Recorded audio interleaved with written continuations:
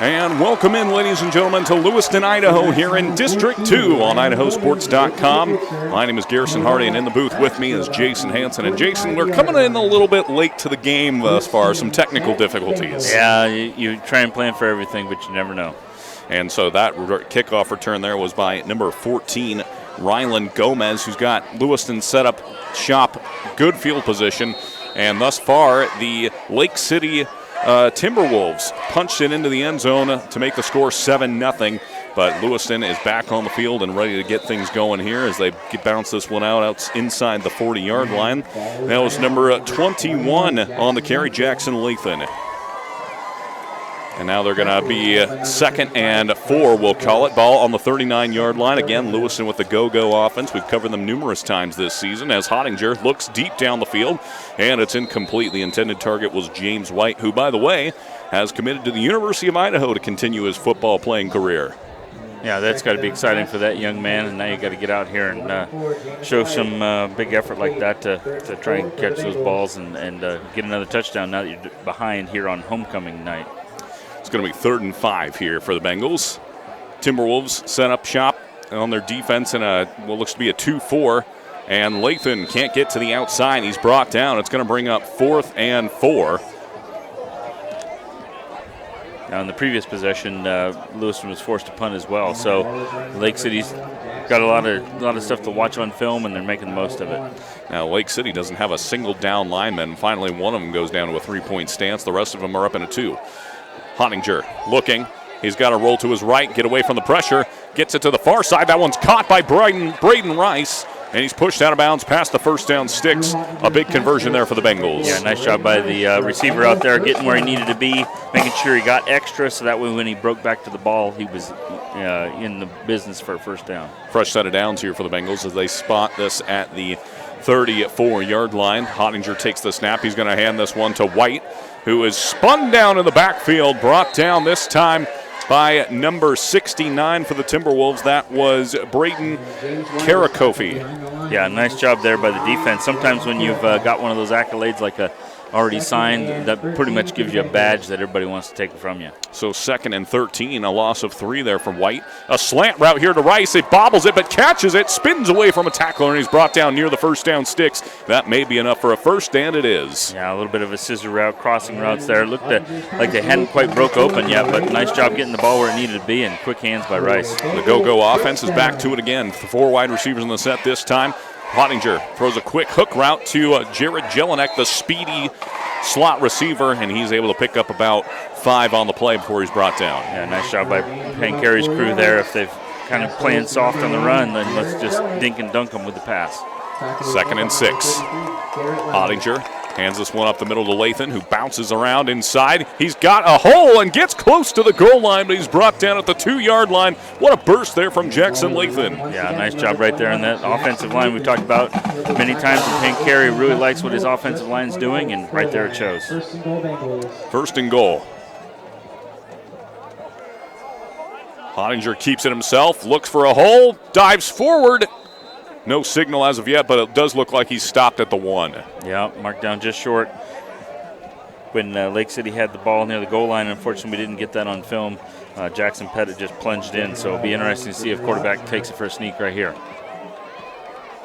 Hottinger hands it off this time to Lathan, who's met at the goal line once again and stuffed.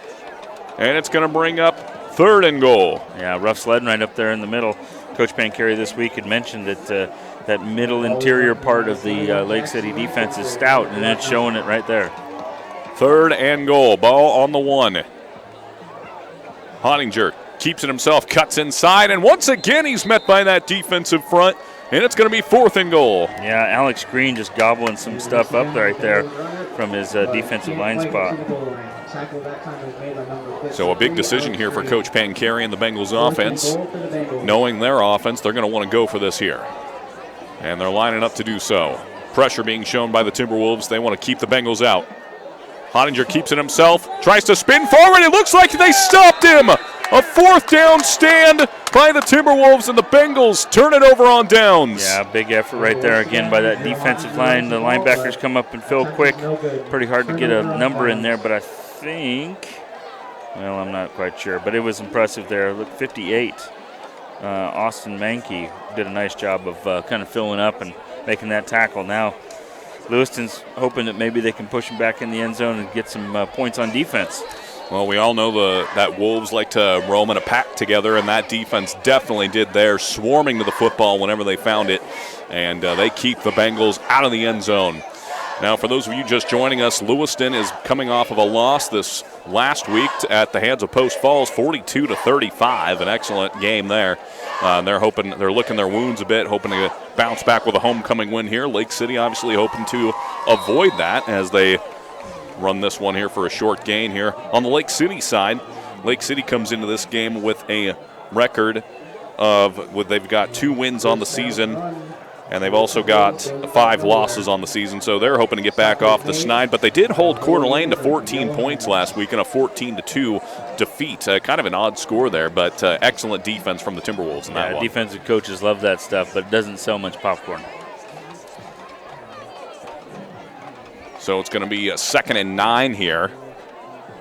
Again they've got their heels on the goal line there as they hand this one off up the middle. They've got a crease. He's at the 20, the 30, and he's finally pushed out of bounds by Jared Jelinek.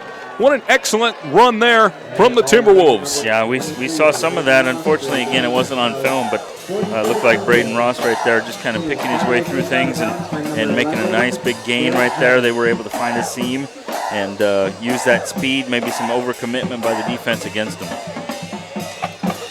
Gain of over 35 yards on that one. And it's a fresh set of downs for the Timberwolves, who again scored on their first drive after forcing a punt from the Bengals on their opening drive. And they're going to go back to the ground this one. That's the quarterback, number 12, Jackson Pettit, who gets to the sideline, and it looks like he was close to a first down, and looks like the chains may be moving. They are. Yeah, it looked a little bit like the Lewiston playbook right there. It's important for Lewiston to just calm down here, but definitely, like you said, Lake City's coming out of the gates right here, just fired up, ready to go. Brandon Bainey at Idaho Sports talked about all of the teams that were in the playoff bubble. Lake City would like to somehow work their way back into that bubble. 1st and 10, ball spotted at the 48-yard line as Pettit hands out off to a sweep here. This is number 11, Brock Morris, who's guided out of bounds. But he was able to pick up some yardage there. It's going to be close to a 5-yard gain. Yeah, he was super patient. Just let that string out as long as he possibly could, milked it as long as it could possibly go, and then got up the sideline right there for a nice gain. It looked like he was going to get tackled for a loss, but he was able to read all those blockers in front of him. So 2nd and 5 here. 2nd and 5 for the T-Wolves. Ball spotted at the 47-yard line.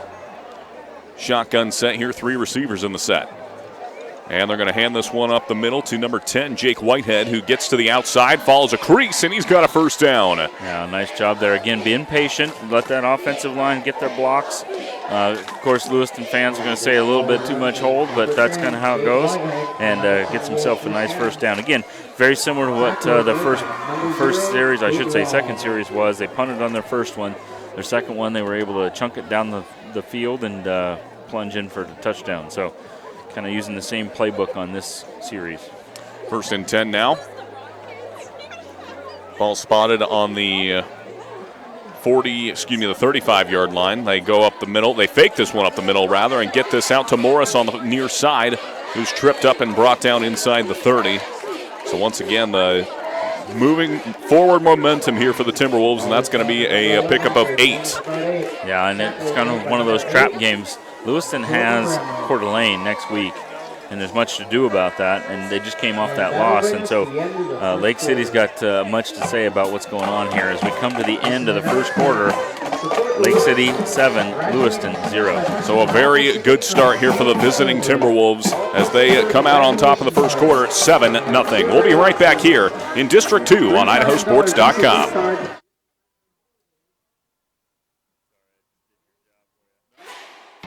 It's time to elevate your finances. Introducing Ascend Checking, the new free checking account from P1FCU that pays you dividends. Earn 1.45% APY on balances up to $15,000. Plus, get online and mobile banking and mobile deposit with no minimum balance requirements. Level up your finances with Ascend Checking.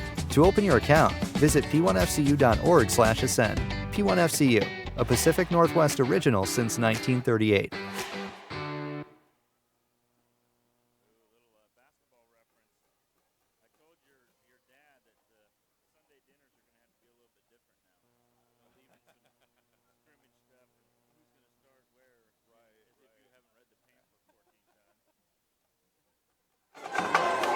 Welcome back, ladies and gentlemen, here to Lewiston, Idaho, as the Lewiston Bengals and the Lake City Timberwolves are doing battle once again. A couple of foes out of the Inland Empire Conference for 5A schools. And they're going to hand this one off to the speedy number 23, Braden Ross, who darts forward, and he's able to pick up a solid gain once again. Yeah, again, just being patient. Wasn't much to be had there, but he was able to pick his way through, like you mentioned, to get that first down. Chains are moving. So first down once again. Then the Timberwolves, Jason, we always comment on this, on how the Lewiston Bengals they've got one of the fastest tempos we've seen in District 2, whereas everybody else seems to take their time against them. Yeah, and that's great when things are clicking, but right now they're kind of up against it, and their defense has been out here a while. Rolling right, that's the quarterback, Jackson Pettit, who just gets rid of it, throws it out of bounds, and that will bring up 2nd and 10. That being said, I'm sure Lewiston, we were going to mention in the pregame that never really happened, is that they've scored in bunches, and so they have their sights set on 40 tonight, so they got to break that bubble and get going. And their defense has been explosive. We've seen them with a number of takeaways, number of picks, and so the Lewiston fans out there are probably thinking, okay, now it's time to even this up on defense. We don't need our offense to be clicking. 2nd and 10 after the incompletion. Pettit in the gun, trips to the far side. Tries to get the defense to jump off there.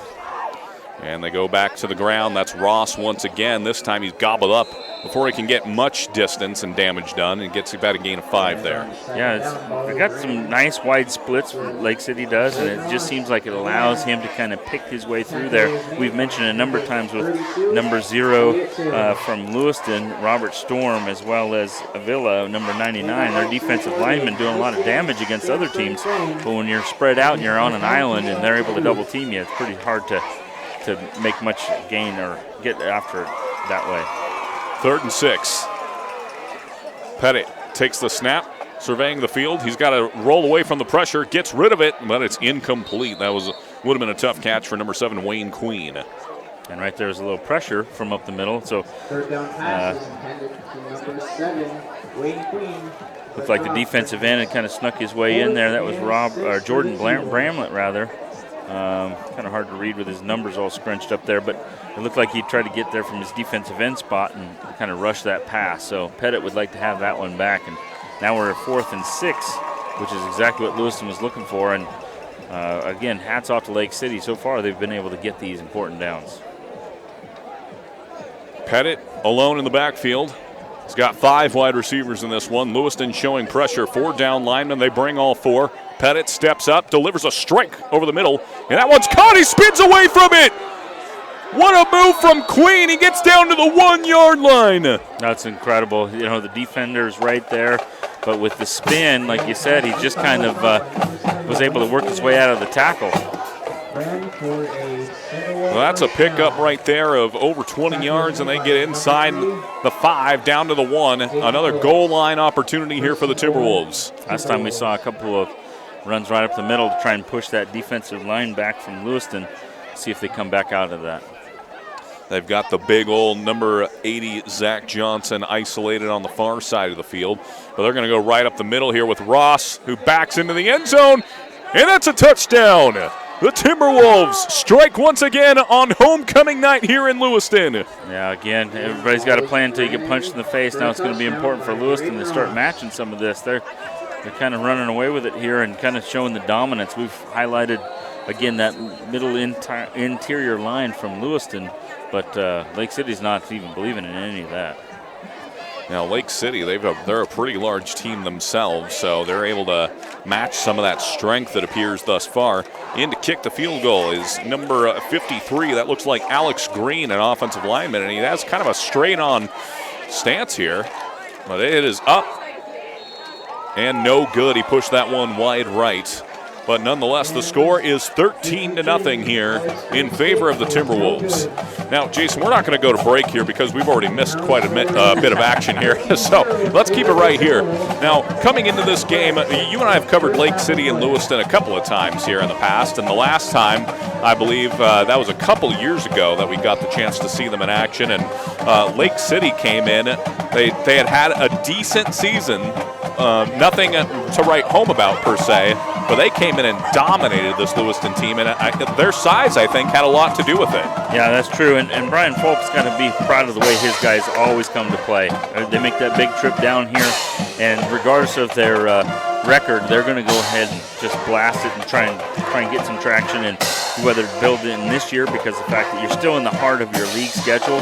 Of course, with max preps and all of that jazz, you want to have a nice power schedule, but at the same time, you could maybe work your way back into a 2 spot if you get hot right at the right time, which we've talked about with a number of teams. And so Lake City's just kind of falling right back into what we've seen them do in the past. Yeah, the last time Lake City won the league was back in 2014, and then in 2019 was their last time in the playoffs. So this would be they'd like to end the 3-year spell here.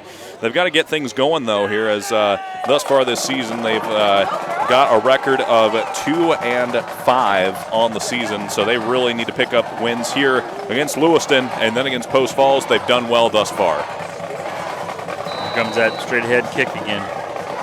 And they're actually teeing this one up here. And they kind of squib this one down the middle. It's taken at the 20 by Braden Rice. Gets out to the 30, 35.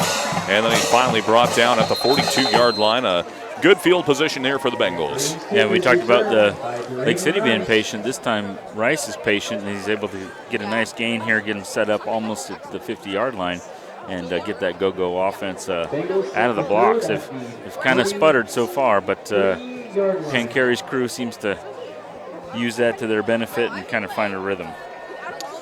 So 1st and 10 for the Bengals here as their go-go offense they've moved the chains up and down the field, but they just haven't been able to punch it in the end zone as of yet. And they got all the way down to the 1-yard line, but the door was shut in their face last drive, hoping for a better result here as Hottinger takes the snap, and he's going to hand this one off to Jelinek on a sweep. Tries to get to the outside, but great containment there on the far side. That was number 8 on the tackle, Brody Beebe. Yeah, we've seen Lake City run something similar to that. This time Lewiston tries to out-sprint him to the outside, but that Beebe wasn't having any of it. 2nd and 7 after the tackle. And carry there from Jelinek. Hottinger looking to get the call. They don't have the headsets built into the helmets like in the NFL. Crazy. Not yet. Kind of an interesting defensive formation here from Lake City. You don't know who's rushing, and that's probably part of their plan as that pass is incomplete. The intended target was Jackson Lathan. Yeah, it makes it difficult for the offensive linemen to understand who is coming, which slows them down on their aggressive moves, as well as the offensive coordinators have a little trouble as knowing, okay, so where are they coming from, who are they going to drop in this situation, and kind of adds a little pizzazz to the defense, regardless of what's happened in the past weeks. It's a way to kind of sprinkle something back into it here. 3rd and 7. And Lewiston really needs to get things going here. Some confusion on offense. Hottinger in the gun. 2 backs next to him. He's going to roll to his right. He's got some blockers in front. Gets rid of it. It's caught by Braden Rice for a 1st down.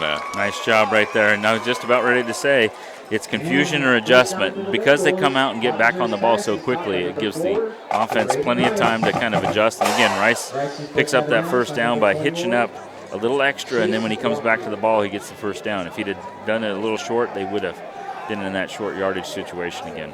1st and 10, ball on the 45-yard line. 4-man front from the Timberwolves, and a flag has been thrown before they can get this play off. Well, sometimes you wonder, with all that standing around and people kind of being patient, if somebody tends to lean forward too much, which normally they'd have a hand down. If they lean forward too much, that gives them 5 extra free yards, and you don't really want to do that when you got some momentum like Lake City does. And Lewiston's thinking, okay, now we've got to get going here, and maybe you can use that penalty to advantage. So 1st and 5 after the penalty there. That was an offsides against the Timberwolves. Lathan goes in motion. They fake it to Lathan and go deep, but it's covered, and it's batted away. Excellent coverage there from the Timberwolves. Can't see a number on who was in the coverage. That looks like number 1, Trevor Cogley. Yeah, that was excellent. It would look like a 50-50 ball. It looks like we have a flag at the first down marker there. And I would say that White, now it could have been because of the coverage had moved, but White was kind of over the middle out there by himself. So it'll be interesting to see if they saw that and they want to come back to that, and probably predicated as to what this happens here with this penalty. If it's an offensive lineman downfield or a little defensive holding. Hottinger was looking at one of his favorite targets. That was number 88, Austin Lawrence. Or in this case, they just wave it off, and we'll just go right back to it and make it second down. So 2nd and 5. They picked up the flag there.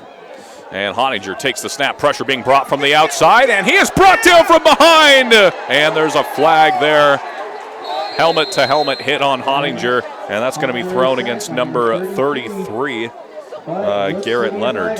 Yeah, and the process before the hit and the penalty maybe is a situation where he's reading what the defense is giving him, but in that time it allows that offensive line to kind of lose that pocket, and then all of a sudden it collapses on him. So it's going to be important for him to get a sense of it. The offensive line needs to make sure that they give him a better pocket, and he needs to have a quicker clock in his head to make sure that he gets rid of the ball. Yeah, so what happened on that hit there was number 22, Preston Damari, made the excellent sack. And then while he was bringing the quarterback Hottinger to the ground, his teammate, number 33, Garrett Leonard, came in and delivered a blow to the head. It's certainly not malicious. No, it's just part of the play. Right. I mean, that's going to be one of those things that depends on which side you're on. And a couple decades ago, that would have been just a hit simply because the player lowered, so the target lowered. But nonetheless, we've got a first down here, and Lewiston's still on offense. 1st and 10 after the penalty. Ball on the 31-yard line. Still in the second quarter here with 9 minutes to go. Plenty of time for Lewiston to get back in this game here. But thus far, the Timberwolves are making it difficult. And the officials are just making sure we got everything squared away. They're over having a conversation on the Timberwolves side of things. Yeah, I think Coach Fulp's crew is trying to get an explanation from the white hat, Dan Marsh, who's, talking about, okay, what about this? It looked like a sack. And, of course, the referees are right there on top of it. But, when you wear a team logo, you kind of have one opinion. And then when you're distanced and maybe shielded off, because, like you said, the defensive pressure was coming from there, so the pile was kind of maybe obstructing the view. But, nonetheless, we're just about ready to get going here. And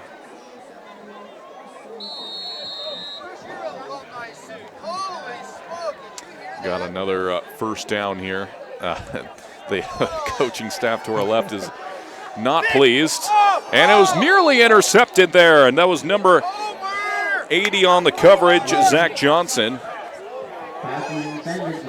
Yeah, that was a nice play by him. That Zach Johnson, he too is getting some looks, and he's playing that kind of short safety, middle linebacker spot, and you can understand why, simply because he's got great hands and his coverage is excellent. 2nd and 10, ball on the 31 after the incompletion, and they go up the middle to Lathan, who's got a hole, and he's tripped up finally inside the 20. Excellent run there from Lathan. That's going to be a first down for the Bengals. Yeah, and that's kind of what Lewiston likes to do. Hit you left, hit you right, now we'll hit you up the middle. So they'll spot this at the 19-yard line, gain of 12. Hottinger in the gun once again, takes the snap. He goes back to Lathan, and he gets a crease on the outside, and he's tripped up close to the 10-yard line. Oh, that was a pickup of about 7. Yeah, and that's one of those where kind of tried to hit it upside, and then pretty soon he bent it to the outside. So one of those where that play just kind of hit both, I guess. So 2nd and 3. Hottinger once again takes the snap, fakes it, looking to the end zone. He's got a target there, and he's brought down inside the 5-yard line. Mark him at the 1. Excellent catch there from number 88, Austin Lawrence. Yeah, nice job by him. And how about Hottinger threading that needle? Looked like a number of white shirts around there, but he was able to get the ball where it needed to be. Now Lewiston in their black and purple with gold helmets, and the Timberwolves in their white and silver. And Hottinger keeps it himself, and he's tripped into the end zone. And that's a touchdown. Lewiston is on the board.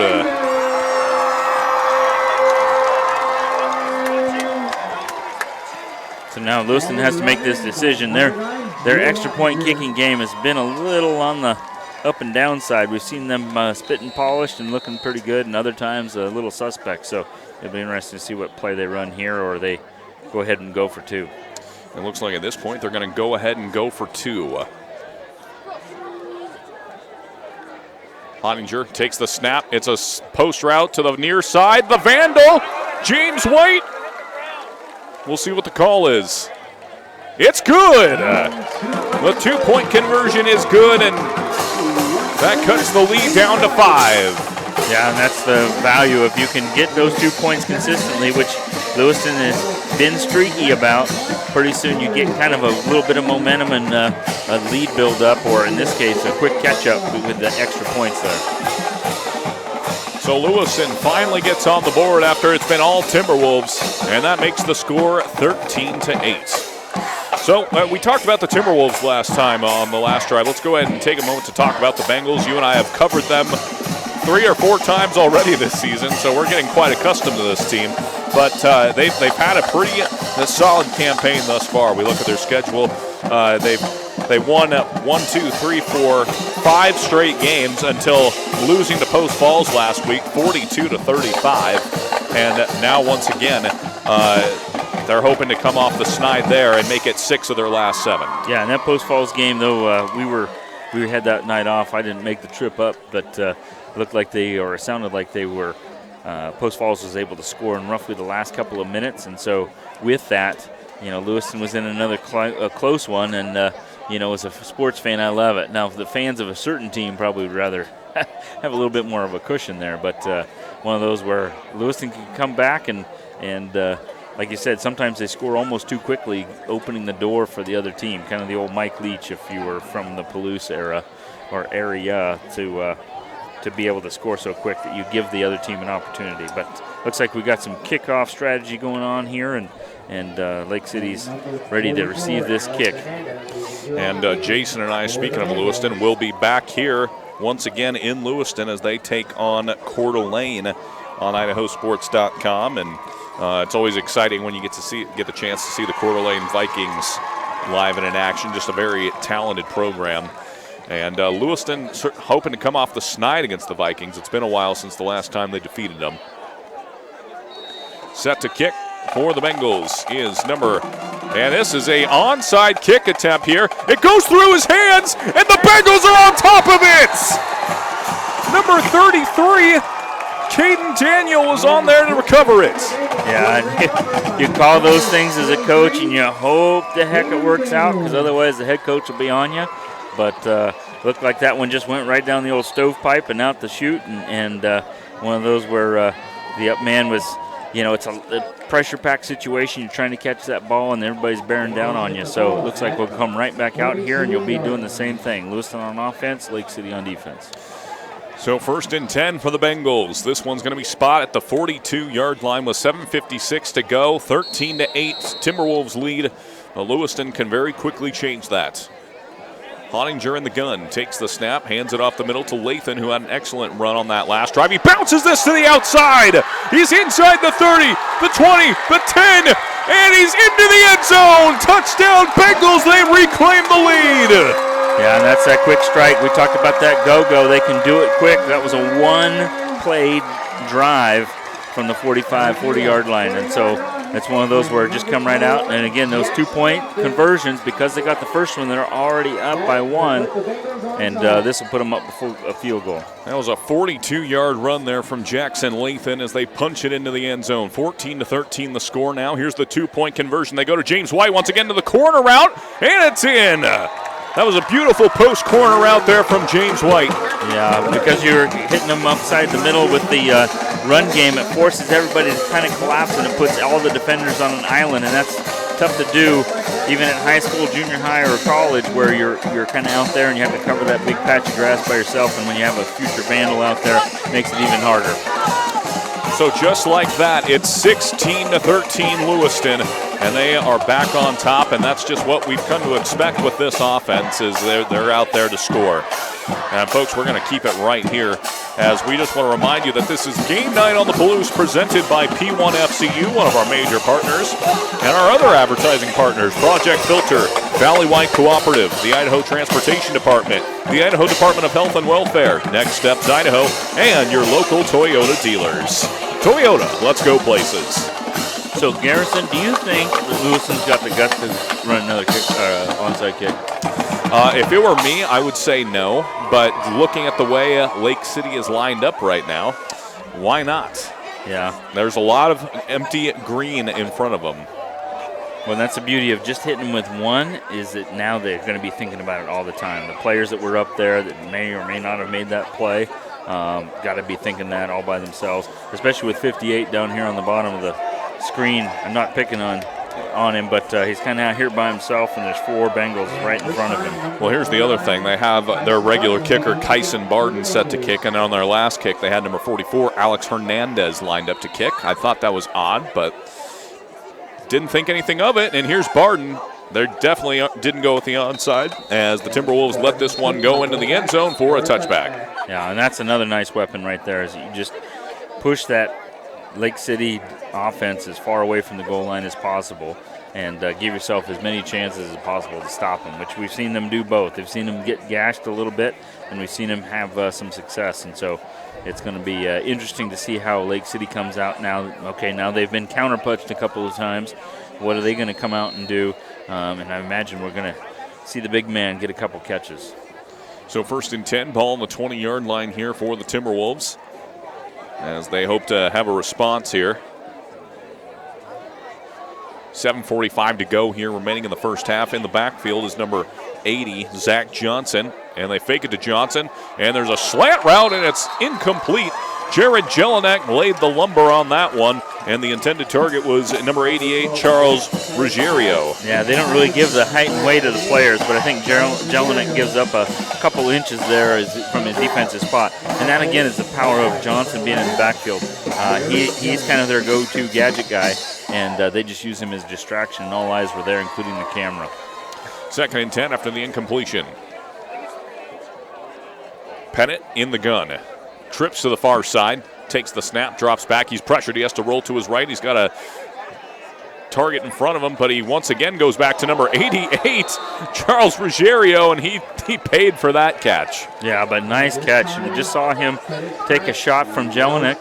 This time he comes right back to him, and he has the wherewithal to catch that, secure it, and you know, what the heck, I'll take the catch if he hit me. So excellent concentration by him. It's going to be 1st and 10 after the reception. Ball spotted at the 36-yard line. Shotgun set once again. 3 wide receivers in the set, 1 tight end. That's Zach Morris. And they're going to hand it off to the big guy, number 80, Zach Johnson, who was in at running back in the backfield. He's able to pick up a couple. Yeah, and that puts him more on schedule, where it opens up the playbook. It keeps that defensive line honest. And we've seen them, as you mentioned, getting pushed around up there in the middle. And so that just kind of makes them rethink some of that stuff. 2nd and 5 after the carry from Johnson. 3 wide receivers in the set. Lewiston has man-to-man coverage on the outside and a 3-4 look. And this one's going to be a pitch play to the near side, but Lewiston was ready. Good containment there, and he's brought down by Jared Jelinek once again. Yeah, and then again, we saw them be super patient. This time, Lewiston was able to force him back the other way, even though Robert Storm from his defensive line spot there was setting an edge, and then all those Bengals kind of rallied up. So this it was a gain for Lake City, and it gives them a 3rd and short. 3rd and 4. Ball's on the 42-yard line.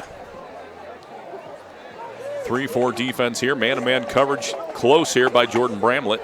They're going to hand this off the middle. It's Johnson. He's got a hole. Johnson inside the 40, tripped up by Jordan Bramlett, and he's down at the 35-yard line. 1st down for the Timberwolves. Well, and that's the tough thing about Johnson. If you don't all rally up like we just mentioned, it's going to be tough to take him down one-on-one. Solid gain there of, plenty. 1st down there for the Timberwolves, and now Pettit's getting the play from the sideline. Now, this does not look like a 2-5 team, Jason. This is a team full of athletes and some size as well. And they're certainly giving Lewiston all that they can handle. Yeah, Coach Fulp's got to be proud of those guys. And the fact that they look like they're full of some grumpy. That's right. We're sick of some of these losses here. Let's go out and pick up a dub here on homecoming night in Lewiston, which is what I'm sure what they're heading to the sideline to discuss right now. So, Jason, as we take a look here at the standings here in the Inland Empire Conference, the 5A side of things, we've got ourselves, it always comes down to the last couple weeks of the season here, as always. But Lake City obviously really needs to pick up a win here, as well as against Post Falls, which is certainly a tough ask. But Lewiston's side of things, if they win this one, they're looking pretty solid. That's right. You know, it looks like they could play themselves in, and we talk all the time about playoffs and getting to the league. And quite frankly, you're right in the middle of it or the beginning of it. This is the second of a couple of weeks of league play, and so even a team like Lake City, if you get hot, it's a lot to ask to come back and sting Post Falls next week. But if you get some momentum this week, who knows what might happen. So both teams feeling like they got something to prove, if nothing else, to themselves. So, fresh set of downs here for the Timberwolves. With 5:24 to go here after the timeout, they're going to hand this one up the middle to Johnson. Once again, bounces off a tackle, and then he's brought down at the 30-yard line. The tackle was made there by number 32 for Lewiston, and that was Elliott Taylor. Yeah, nice job right there. Again, it's a tough ask one-on-one over there, but he was able to use that sideline as an extra defender. That was a pickup of 6 on that one, 2nd and 4. And again, a very different pace here is for Lewiston. It's the go-go, and then for Lake City, they will take their time, and that's just kind of the battle of the tempos we're looking at here. Trips to the far side. Johnson in the backfield. Pettit looking. It's a wheel route to Johnson, who catches it, and he's guided out of bounds. And there's a flag that comes out of the near side of the field here that could have potentially been a late hit. We'll see what the call is. Yeah, I'm not quite sure over there, but I will say this.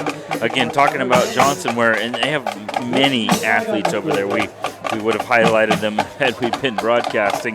But it's really one of those situations where we saw him run, a couple of power runs there, and then pretty soon they kind of hit him with a little bit of a different look with him getting a big pass over there with the shorter defenders on him. And now keep your eyes on Hill and Ross. You might see them get the ball here in just a smidge. And we saw Brock Morris and Whitehead as well. So there's other guys from Lake City other than Johnson, but it seems to be one of the guys that gives Lewiston a lot of trouble. So that was a sideline warning there against the Bengals, and it was probably because they guided Johnson out of bounds right into the waiting arms of the entire roster. So for the safety of the players, they got to back it up. Here is Pettit. It's a deep seam route, and it's caught for the touchdown. What a strike to number 1, Trevor Cogley. And that was a beautiful pass there from Jackson Pettit. And just like that, I didn't mention Cogley's name, and so he wants to be mentioned. So nice job right there. You know, going a little bit away from what has been working to kind of set some other things up. And, again, nice hands by him to snag that and fall right into the end zone. I'll show you, Hanson, That's said right. Cogley. What do you know? Set to kick this one is number 53, Alex Green. He was no good on the last attempt here, and we'll see what he caught here. This one is wide left and no good.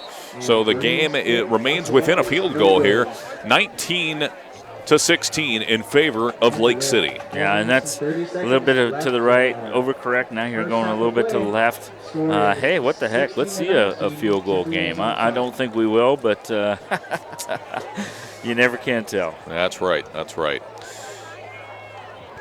So, speaking of players that we would have highlighted had we had the equipment ready to go and whatnot, who are some players that the fans at home, we haven't covered a Lake City game yet this season, who should they be looking out for on that side of the field? Well, I'd say Cogley. Oh, okay. And so, Lake City has a little bit smaller roster, so a lot of these guys are playing both ways. We already mentioned Johnson on offense and defense, as well as speedsters like Hill and Ross, as well as Whitehead and Morris. And so they have a lot of speed guys out here, which, again, you got to keep people fresh, and that keeps the defense guessing. So the Timberwolves are getting set here for the kick. Alex Green will be the one to do the honors. Back deep to receive for the Bengals is number 4, Braden Rice, and number 11, Jared Jelinek, a dynamic duo if there was one. They've got their feet planted inside the 15 and the 10, so they're not expecting this kick to go deep. So you can kick off anywhere you want from hash to hash, and Lake City likes to be a little closer to the camera. Everybody gets to get their number in there, and it'll be interesting to see if they try an onside here at some time just to get things back to balance. And this one's a good one from Green. Plenty of height and distance. It's taken inside the 15 as Braden Rice. They try a trick play. He keeps it himself. He's got some steam in front of him. And he gets out to the 50. He's at the 45 and finally steps out of bounds. And they're going to mark him out all the way back to the 48-yard line on Lewiston's side. But nonetheless, what a return there from Braden Rice. Yeah, nice job there with installing a little bit of a fake reverse. Not the reverse, but the fake, so that way all of a sudden now that may have set something up by camera. All these programs now have more cameras than we do, and TVs downstairs. They have more TVs on the sideline than I have in my classroom. So a Jumbotron? No, not yet. But. Not yet, but it may be coming. But, guys are always looking for the next little edge on game film, so it'll be interesting to see if that comes back to us. 1st and 10, ball in the 49 where they go to Lathan up the middle, and he is swallowed up in the backfield. What a hit delivered there from number 33, Garrett Leonard. Yeah, and there you go. Leonard saying, hey, you didn't mention my name. How about some defense there, buddy? And the Timberwolves have had excellent defense thus far tonight and this season, really, as Hottinger rolls to his right, looking, and he's going to fire it into the second level. It's almost intercepted. Zach Johnson almost came away with that one. Yeah, and the coaches up here were a little like, oh, my gosh. And one of those where I think he was thinking, okay, here comes a pick six. I'm going to be the player of the game. And that is, he could have had 2 interceptions thus far tonight. Both of them ended up in his hands and just wasn't able to corral either one of them. But nonetheless, it's 3rd and 11 after the incompletion. Hottinger takes the snap, and he keeps it himself here. He's trying to follow some blocks to the outside, but he's not going to get there. Excellent pursuit by number 7, Wayne Queen, and they're going to be looking at a 4th and 10. Yeah, nice job right there by the defense. We've seen some of that misdirection, counter motion trick a lot of other teams, but Lake City's well-practiced, well-versed, and knew exactly where the ball was, and they weren't fooled. So 4th and long here. This could be a quarterback punt. Zach Johnson's going to go ahead and back up inside the 30 as Hottinger will likely take the punt. And it's going to be a sweep here to Lathan. He's trying to get to the outside. He's got a crease, but he's brought down, and we'll see where they mark him. It looks like he's well short. Boy, interesting play call. I like it because we saw Johnson leave, so one of their better defenders got out of the box, and so that meant that there was another option right there. And, every inch counts, and he was about a foot, maybe 2 feet short. So turnover on downs there for the Bengals after they attempt to go for it on 4th. And the Timberwolves will take over, ball spot at the 43-yard line. Lewiston's going to come out in their 3-4 defense. And again, the teeth of Lewiston's defense really starts on that front 7, and they have been called into action and then some tonight against a pretty powerful front of Lake City, especially with the likes of Zach Johnson running towards them. This time they've got 5 wide receivers in the set. Jackson Pettit is alone in the backfield.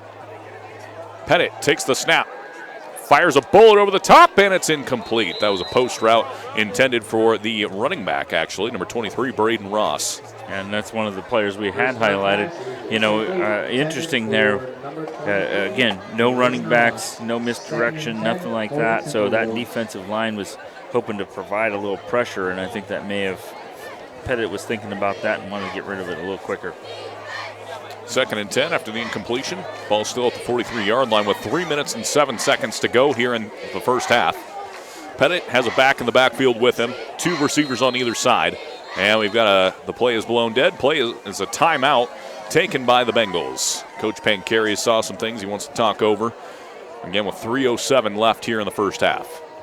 Yeah, and good call on his part, where if he did see some things and maybe some unsettled behavior by the players, it's a good time to call timeout, get things on the right page, and not get tricked or fooled by anything, and give them a big chunk right here right before halftime. And it's a good time for us to remind you that you can make the memories last a lifetime by owning the digital game file of this game for just $9.95. Click the button in the top right to order. Again, this is at IdahoSports.com. And hey, you can follow us on Facebook, Twitter, and Instagram. Get updates, breaking news, pictures, and more. Click the icons in the top left to follow us now. And I'm sure Jason and I will be trying to keep you posted on the Friday Night Flash. If you want to check on games around the state of Idaho, you can head on over to IdahoSports.com, and we should have the Friday Night Flash scoreboard up and running. But we think you should stay here because, hey, we're the best in the biz. I may be biased. Just a little, but I like your spirit. 2nd and 10. Pennant. He fakes the handoff here. He's going to step up into the pocket, and he slips and falls forward.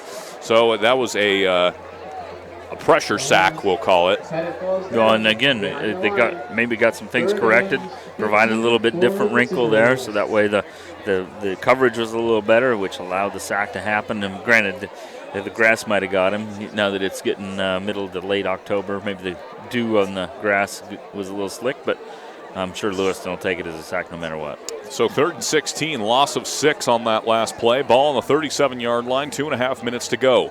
Petty takes the snap, pressure, 5 being brought against him. He looks downfield, throws it over the middle, and it's caught. And it's going to be well short of the line to gain, and it's going to bring up 4th and 9, so a pickup of 7. Yeah, about split the difference. I like the call simply because of the fact that a lot of the defenders were guarding the first down, but this at least gives them a better chance.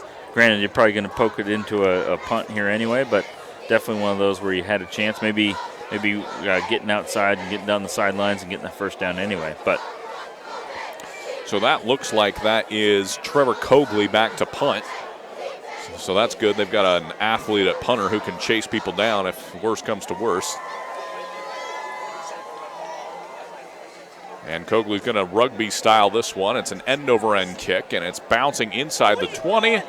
And the player caught it. He could have let it roll a little bit more, but they're nonetheless going to spot this one at the 19-yard line. Yeah, and we've seen some of this before, and I'm sure that the coaches over there will get them all corrected up because, you may have to punt again in this game, and you've got to make sure you get every, not only the yards, but also drain some of that clock away. So that way Lewiston has to fight farther to get that touchdown. So 2:18 left on the clock.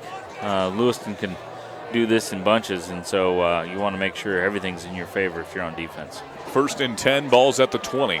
2:15 to go. Hottinger has to step up, gets away from numerous tacklers, but he can't get away from the last one there. But actually, he may have picked up a yard there as he was kind of thrown forward. He had stepped up close to the line of scrimmage. Yeah, I think they'll give him the yard, but nice job there by the defensive line with his twist and turn getting him down. Again, everybody's kind of standing up there except for one guy with a hand down. 2nd and 8. Hottinger has to step up again. He's going to keep it himself this time, and he is brought down by Zach Johnson, the big fella, but he's got a first down. Yeah, and that's where you send everybody deep, and that creates some seams. And again, the clock is going to stop to reset the change in high school football. And so with 1:48 left, they're gaining. Hottinger looking, and he gets it out to Jared Jelinek on the little out route here, and Jelinek gets actually a solid gain there, pickup of 8. It looked like he was corralled. Yeah, and it looks like he didn't get out of bounds. So hustle back on the ball, and Lewiston's used to this kind of pace anyway, so this is just their normal offense. It's an out route to Braden Rice this time, and he has brought down a gang tackle there. Once again, good rally to the ball there by the Timberwolves, and they're going to have to take a timeout here. That is Lewiston.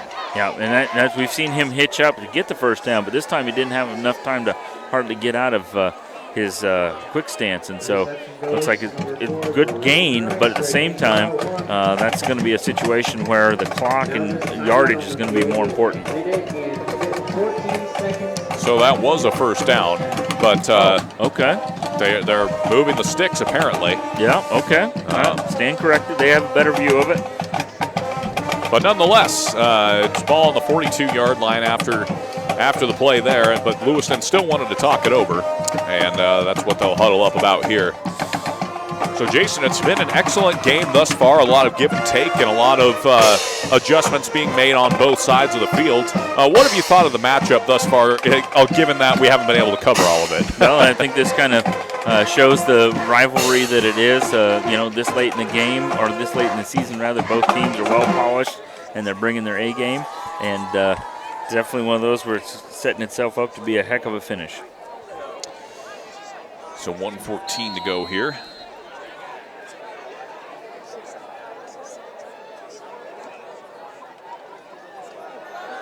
And they're going to keep this to Jelinek, who's got the sideline, and he is pushed out of bounds. Well, and that's one of those where you get out the sideline and it allows him to step out, which stops the clock. And with that big gain this time, you also move the chains, and so you get a little bit of both on that nice reverse.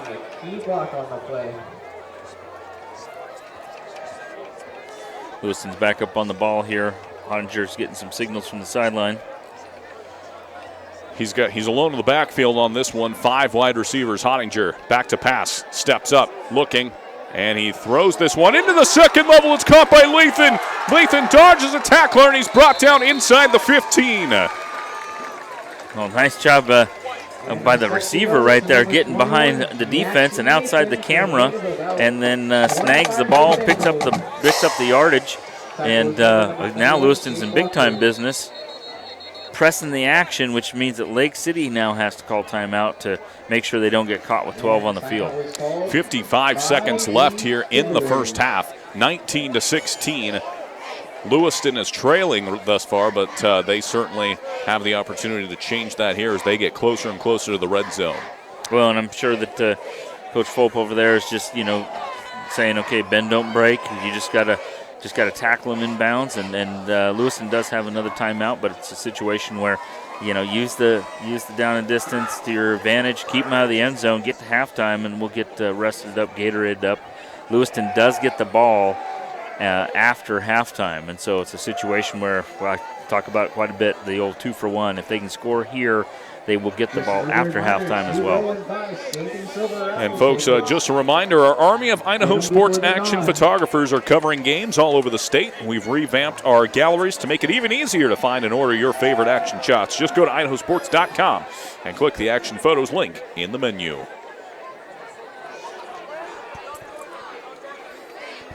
So Lewiston makes their way back onto the field here. And Lake City is lined up for attempting a defensive stand. They have stopped Lewiston in the red zone thus earlier this game, as they're going to hand this one to Jelinek. Jelinek gets to the near side, and he's brought down, this time close to the 10-yard line. Well, and we've seen that play a couple of times because that allows them generally to bend it to the outside, get down the sideline, and step out of bounds. But this time the clock is running. 2nd and 9. 35 seconds and counting. Hottinger takes the snap, and we've got the play blown dead. It's a timeout taken by Lake City. Well, and again, you got to make sure you're on the right page. Everybody's all squared up. Because they ran it to the short side of the field, to the bottom of the screen, it opens up the far side of the field. So if you have any play action to the short side and throw back to the long side, that like we mentioned with the touchdown or the extra point rather to White, you have a lot of territory out there to cover one-on-one. 2nd and 9 here. Ball's on the 12 with 32 seconds to go. So a lot of decisions to be made here. As we just mentioned, Jason just mentioned the previous play, that Lewiston will get the ball to start the second half here. Or were they kicking to start the second half? Lewiston gets the ball. They deferred to the second half. So some chess moves to be made here, as like Jason mentioned, this could be a 2-for-1 opportunity for, again, the Lake City side. They stuffed Lewiston at the 1-yard line on a 4th and goal. So their defense has shown the capability to keep them out. We'll see what they can do here.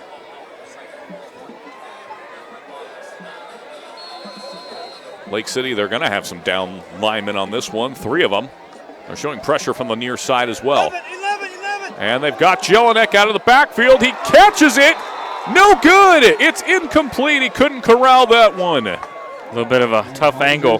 He was in the boundary. He was on the bottom of the screen or the right of the screen, motioned across, flooded the far side, and just a tough angle to kind of look over his shoulder in this night sky with all the gnats up there. Maybe the gnats were the ones that were getting him, not the lights. That's right. For those of you who weren't here, it looked like it was snowing at one point, but it was just gnats falling to their death.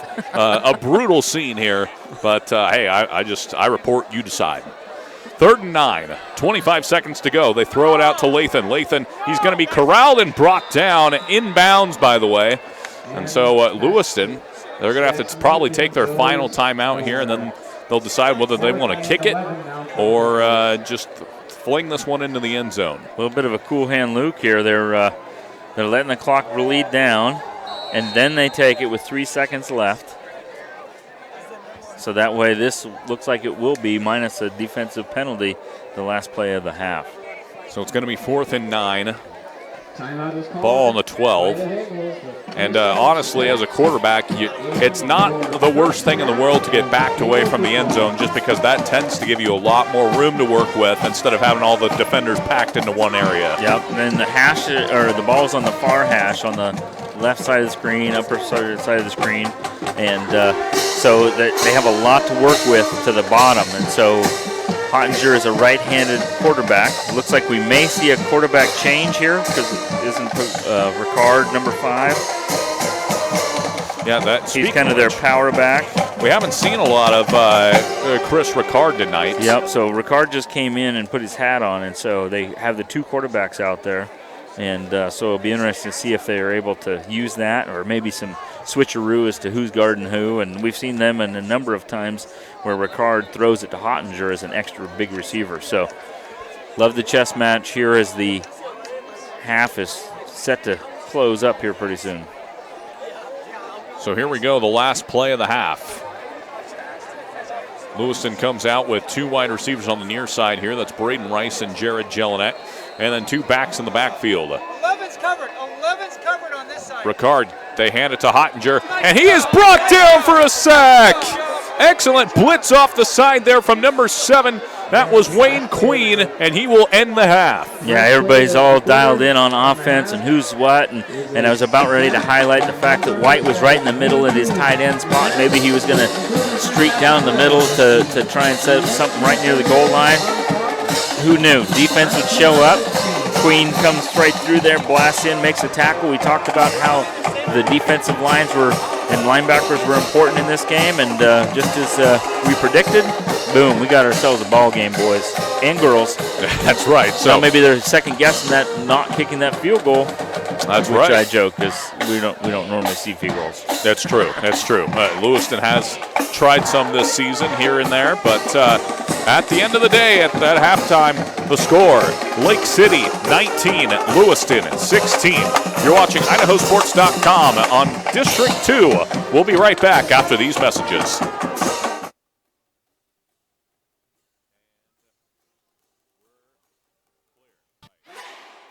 It's time to elevate your finances. Introducing Ascend Checking, the new free checking account from P1FCU that pays you dividends. Earn 1.45% APY on balances up to $15,000. Plus, get online and mobile banking and mobile deposit with no minimum balance requirements. Level up your finances with Ascend Checking. To open your account, visit p1fcu.org/ascend. P1FCU, a Pacific Northwest original since 1938. Some days, I choose the most difficult trail. I test my limits. Taking the hard path isn't always easy, but I know it's the right way. When I get done with my ride and I look back at what I've just accomplished, I feel amazing. It takes courage and determination to do hard things. But you can do them. Quitting tobacco and vaping is possible. You decide when. We'll show you how. Learn more at projectfilter.org or call 1-800-QUIT-NOW. You can't make summer stand still, so make the most of every last second with a new Toyota at Toyota's National Sales Event. During Toyota's National Sales Event, discover our wide variety of fuel-efficient electrified vehicles. Toyota, let's go places. We're Valley-wide country store. For 100 years, we've been your #1 choice for food, fuel, farm supplies, and just about everything else you could need to get you through your day. We know you work until the job is done, and so do we. For gas on the go or a little extra to help you get down the road, you can count on us. We are proud to employ your neighbors and to be a cornerstone of your community. We're Valleywide. Yesterday, today, and tomorrow, we're here for you. Vaping sucks you in quick, and the more you vape, the harder it is to quit. Not to mention all the chemicals and health problems. That's why thousands of teens are joining My Life, My Quit. Visit mylifemyquit.com or text Start My Quit to 36072.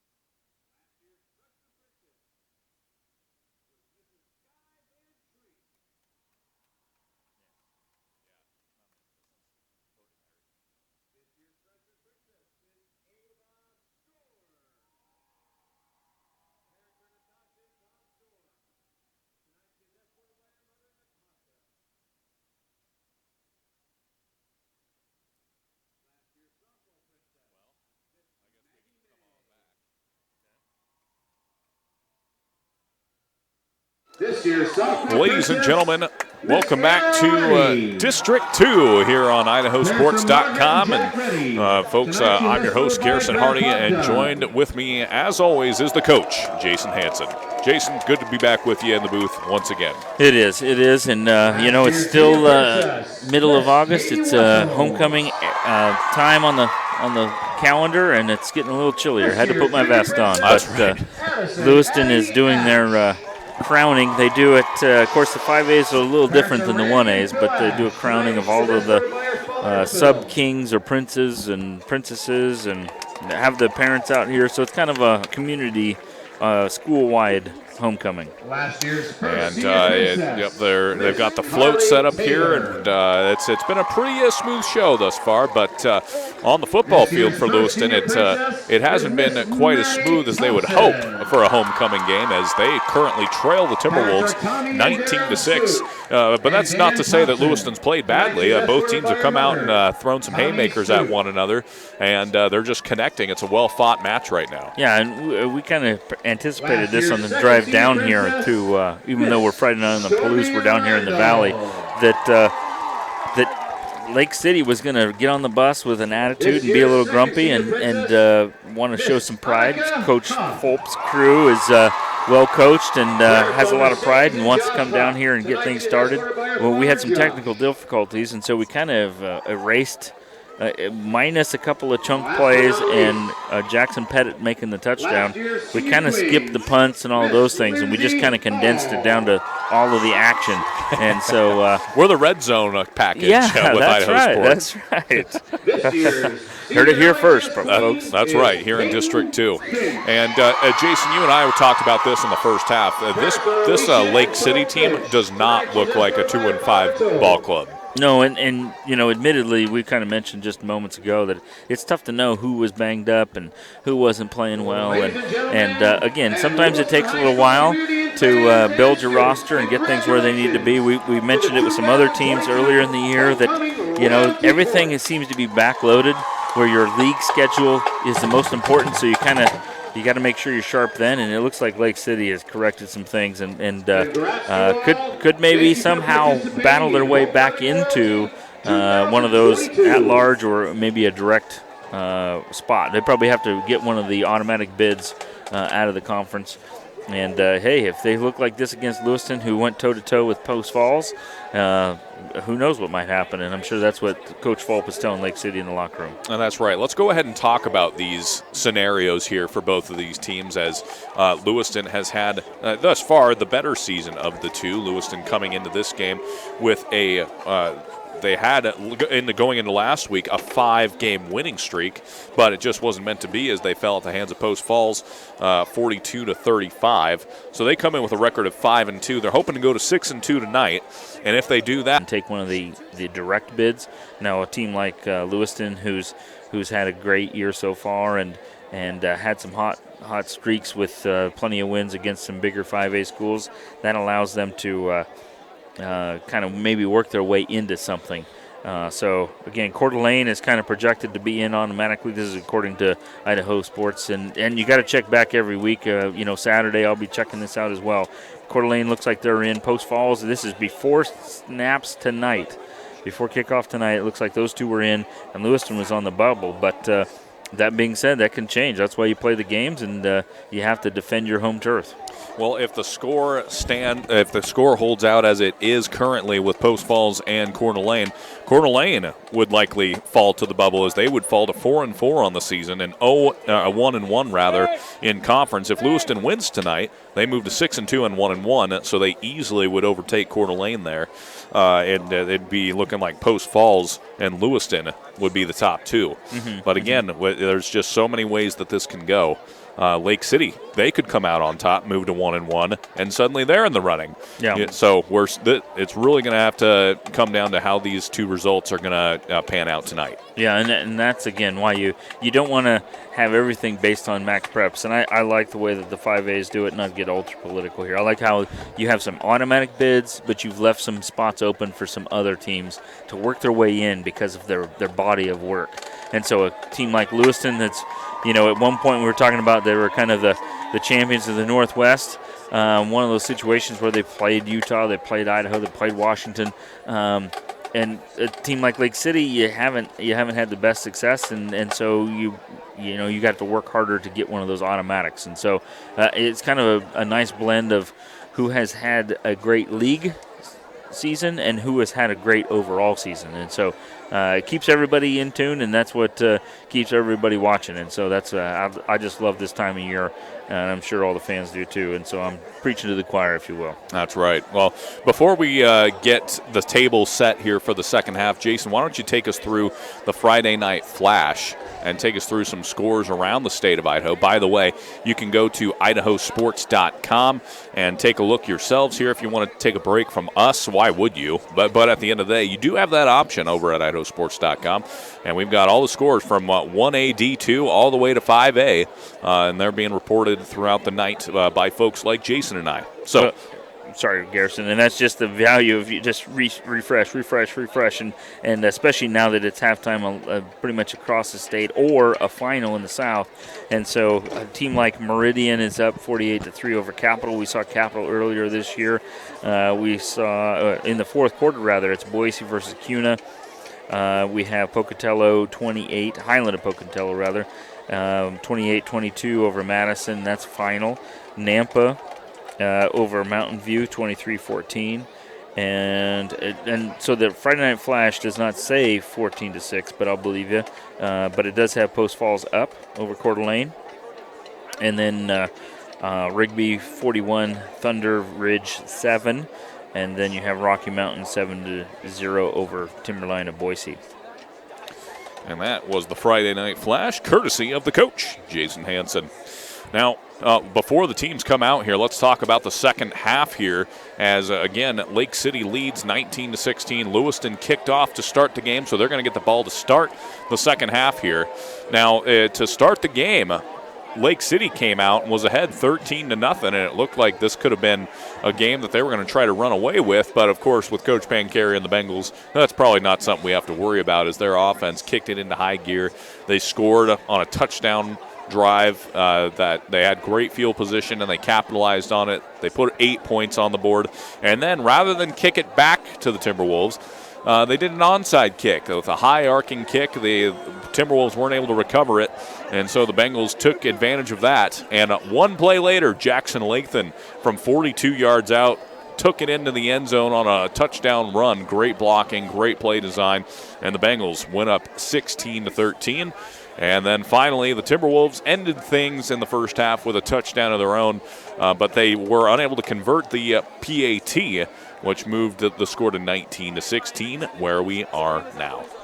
And that's not to step on you or anything like that, but that also is the defensive stand, the defensive hold here. We talked a lot about how Lewiston was able to chunk their way down the field, and then all of a sudden the Lake City defense showed up. Bend, don't break. We talked about it with about a minute left. They had it in the red zone, and they were able to just kind of force Lewiston to forego the clock and kind of put all the chips on one play.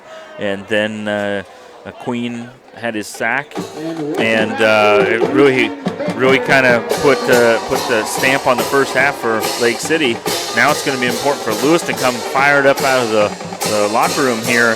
You get the ball, it's your homecoming and home turf with a lot to fight for as far as playoff contention. We talked about how coaches put a lot of their personality into a program. It'll be important for Coach Pancari's go-get-'em attitude to show up here the rest of the game. And so with just over a minute left, we're going to take a quick break here and thank some more of our sponsors. We'll be right back here on IdahoSports.com.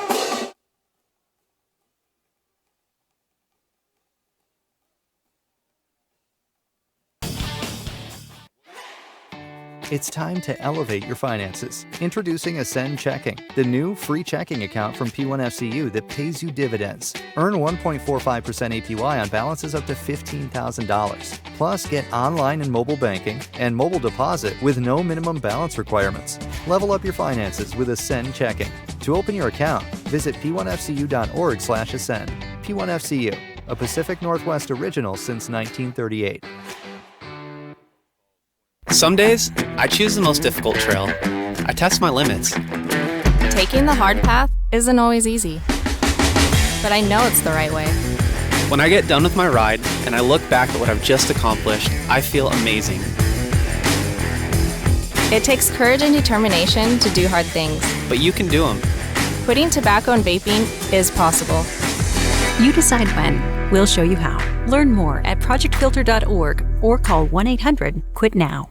You can't make summer stand still, so make the most of every last second with a new Toyota at Toyota's National Sales Event. During Toyota's National Sales Event, discover our wide variety of fuel-efficient electrified vehicles. Toyota, let's go places. We're Valley-wide country store. For 100 years, we've been your #1 choice for food, fuel, farm supplies, and just about everything else you could need to get you through your day. We know you work until the job is done, and so do we. For gas on the go, or a little extra to help you get down the road, you can count on us. We are proud to employ your neighbors and to be a cornerstone of your community. We're Valley-wide. Yesterday, today, and tomorrow, we're here for you.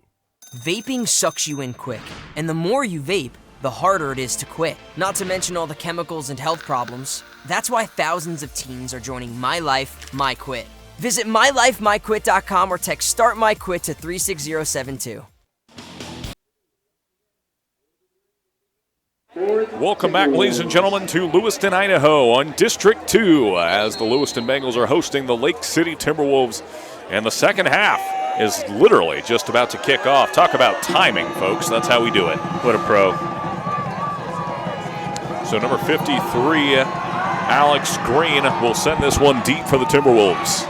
Back deep to receive is the dynamic duo of Braden Rice and Jared Jelinek. And this one will go to Braden Rice. It goes between his legs, though, and he just has to get on top of it here.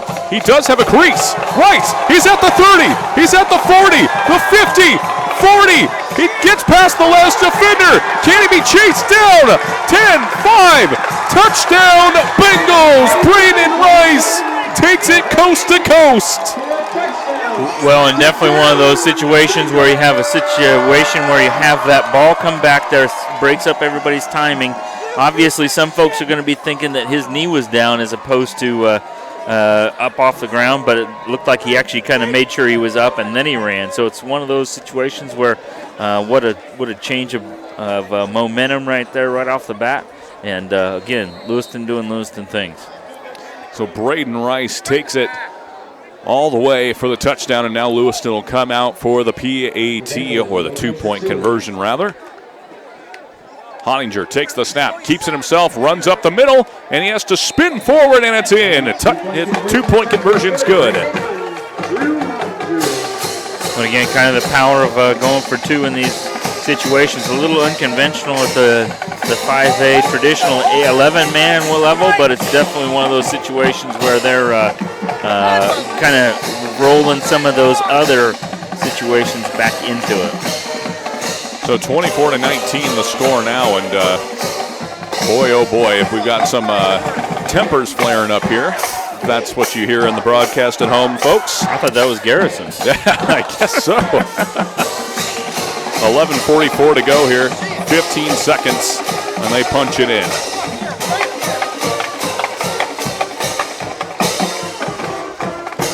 So Lewiston comes out to kick off here. It's going to be at number 49, Kyson Barton. He's going to send this one deep.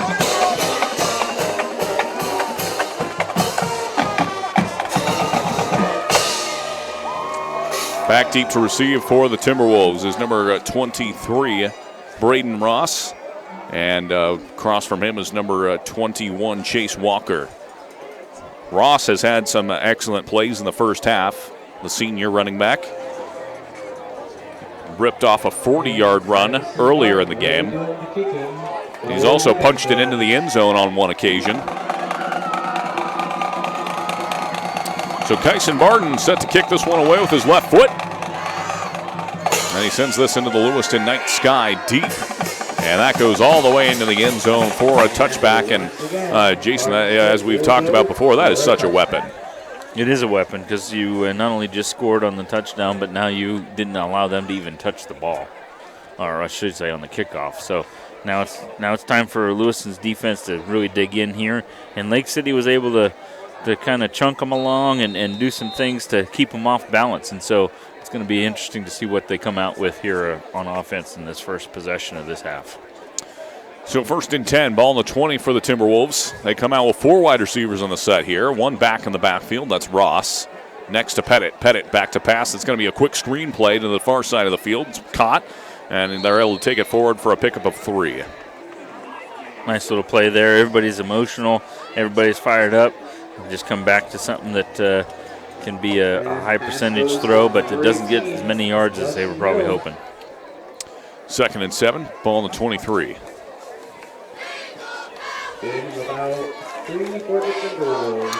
Timberwolves are still in striking distance, so there's no need to rush for them as they take their time getting to the line of scrimmage. Pressure being shown by the Bengals up the middle, and nearly an encroachment there.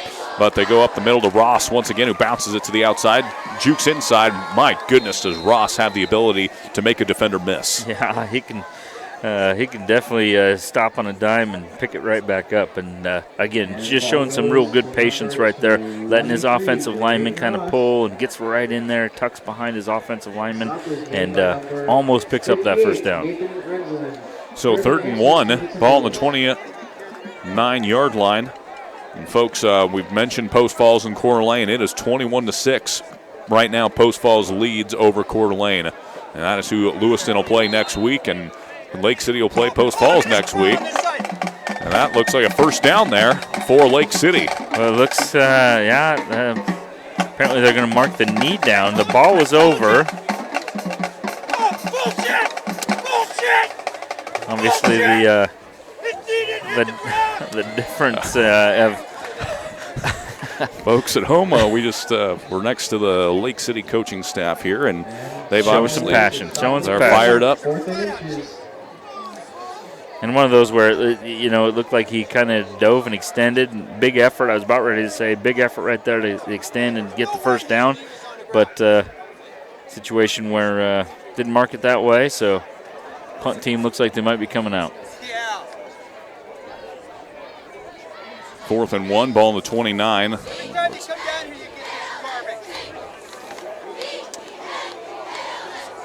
And they're going to send this one deep, a rugby-style kick. Jelinek takes it into the 45-yard line, and he's brought down at the 50. And ball punted by number 1. Nice coverage right there where he was able to get him corralled. Jelinek can be pretty shifty himself, but obviously the punt team shows up and gets him down pretty quick. Ball's going to be spotted at the 50-yard line. Midfield's where the Bengals will take over. How many penalties called on purple? Lewiston's going to come out with 4 wide receivers on the set here. Lake City comes out with 4 defensive linemen. Again, they're kind of in a 2-point stance to make it difficult on the offensive line. The chains are still trying to get set here. Kind of part of the delay. 1st and 10. They are going to keep it with Hottinger, who tries to get to the outside. Great containment, however, and that was number 33 once again, Garrett Leonard, and we've called his name numerous times tonight. Yeah, and if he wouldn't have got him, it looked like Queen was ready to approach and get him down as well. So, again, that defensive front from Lake City showing their speed and some gumption as well. 2nd and 15, loss of 5. Hottinger throws it over the middle, and it's incomplete. And that was in a tight window there. If Braden Rice would have caught that, that would have been painful. Yeah, and it looked a little bit like a couple of the defenders were thinking they were going to get it. So probably best for Lewiston to just come away with an incomplete pass. So 3rd and 15, just like that, ball on the 45-yard line. Hottinger takes the snap, rolling to his right, looking deep downfield. It's a comeback route, caught by Rice, and that's going to make it 4th and short here, 4th and 1, and so that's now suddenly Lewiston's got a decision to make here. Again, with the defensive pressure, he wasn't able to really hitch up like he has in the past to get that first down, so one of those situations where he got him close. Going to be decision time for Lewiston. Ball spotted just shy of the first down. 4th and 1 for the Bengals. Ball is spot at the 41-yard line. And they throw a late flag there. And that's going to be offsides against Lake City. Again, one of those things where you have some barking going on. You're kind of up, ready to go. 4th and short.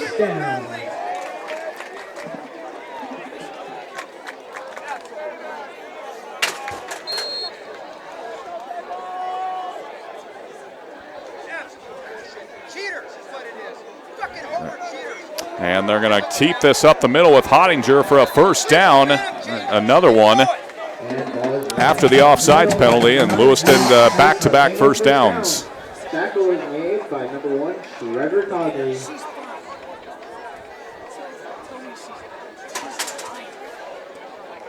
Ball's on the 30. 8:30 to go here. They go up the middle with Ricard. Ricard gets into the second level. And sorry, Garrison, we had mentioned that before. That was kind of their last play of the first half, where Ricard comes in there, kind of creates a different little bit of a mismatch. They leave Hottinger out there and Ricard, so that way you have quarterback-to-quarterback mesh point. One of them could run, one of them could throw. And it's Ricard once again, keeps it himself, lowers the shoulder and powers his way into the end zone. Touchdown, Lewiston.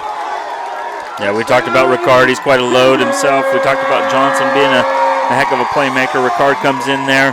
We've seen him in his defensive line spot a couple of times tonight, and then he just shows up, and all of a sudden, boom, he's in for the touchdown. It's 30-19 now after the score there. 8:15 to go.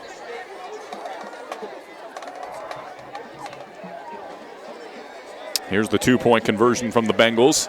And they go to James White once again. And it's incomplete, but there's some flags down. We'll see what the call is here. It looked like it could have been offensive. We'll see what the call is. Yeah, because it looked a little bit like they scissored or rubbed or... It is against the Bengals. The call goes against James White as he was pushing off the defender. So that is going to be no good on the 2-point conversion, and the score remains as stand 30-19 in favor of the Bengals. And a solid drive there from Lewiston to extend their lead.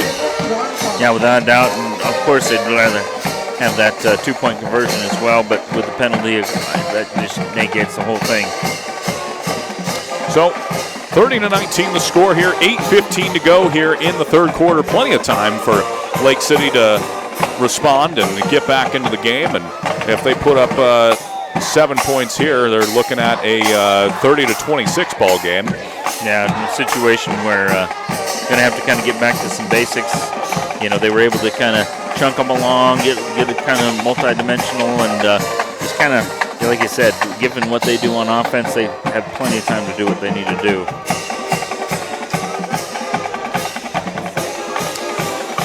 So Kyson Barton likely on to kick this away.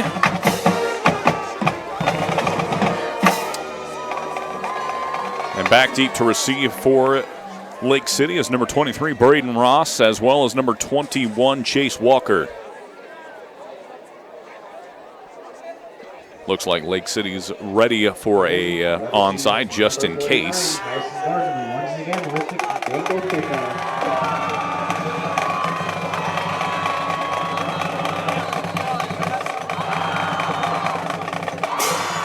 And Barden once again sends this deep 5 yards back into the end zone, and that's going to be a touchback, and Lake City will start things off at the 20-yard line.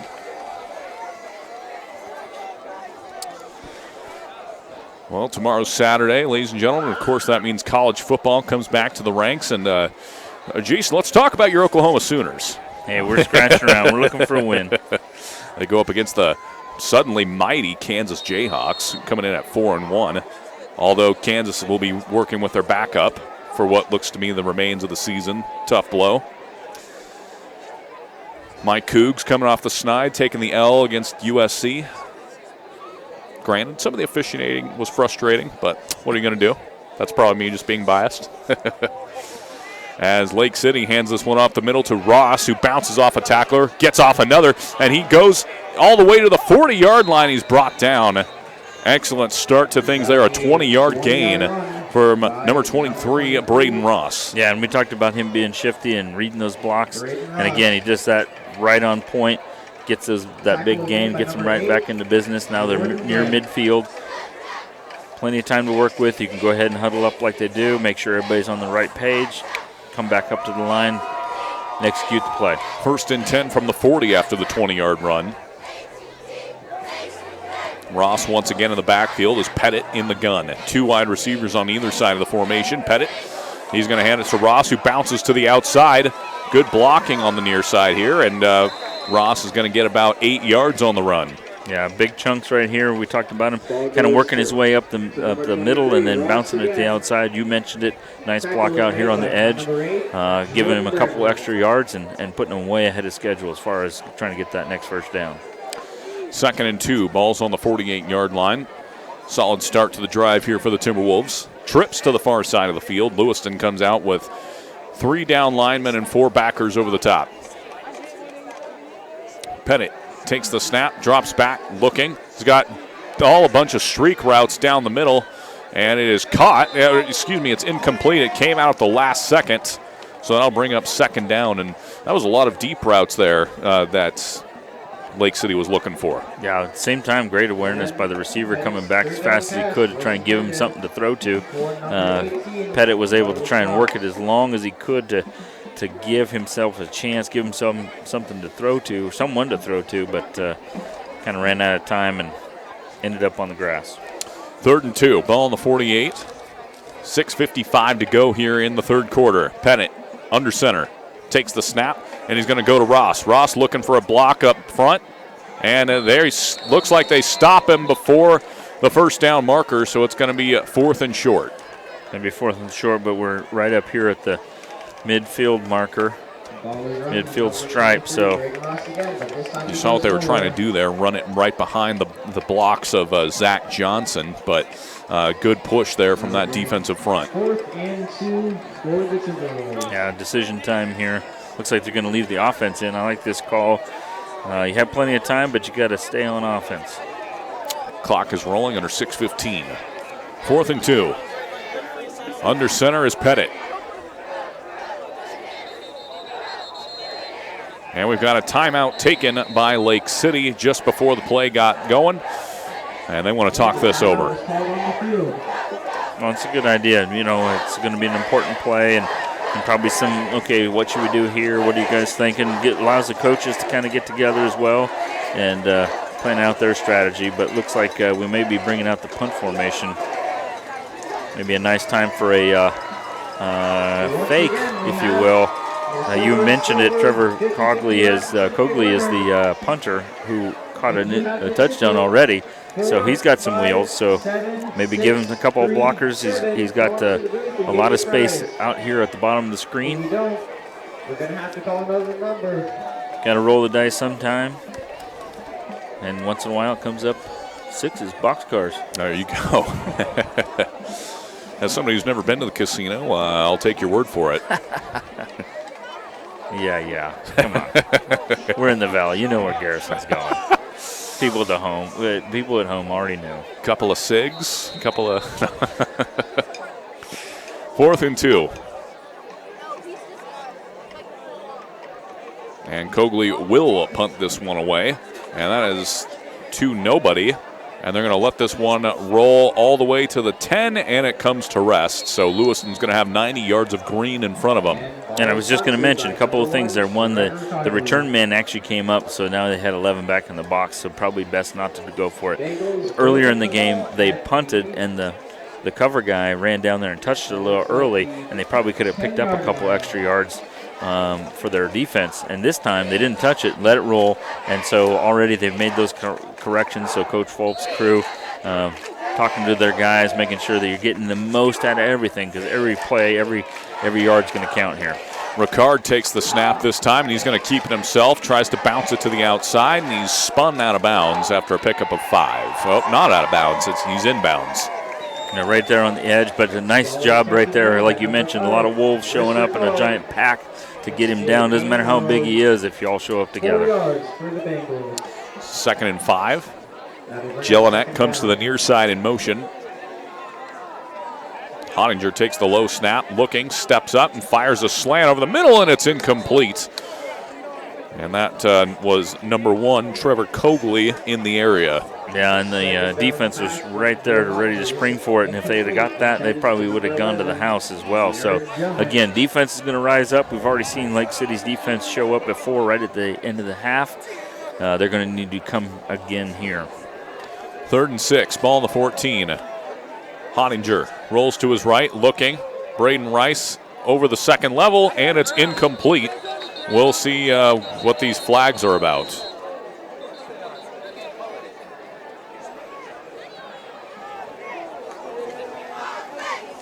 Got a little bit of a referee meeting. It looks like it was an incomplete pass, so it may come down to what the defense, offensive holding and defensive holding.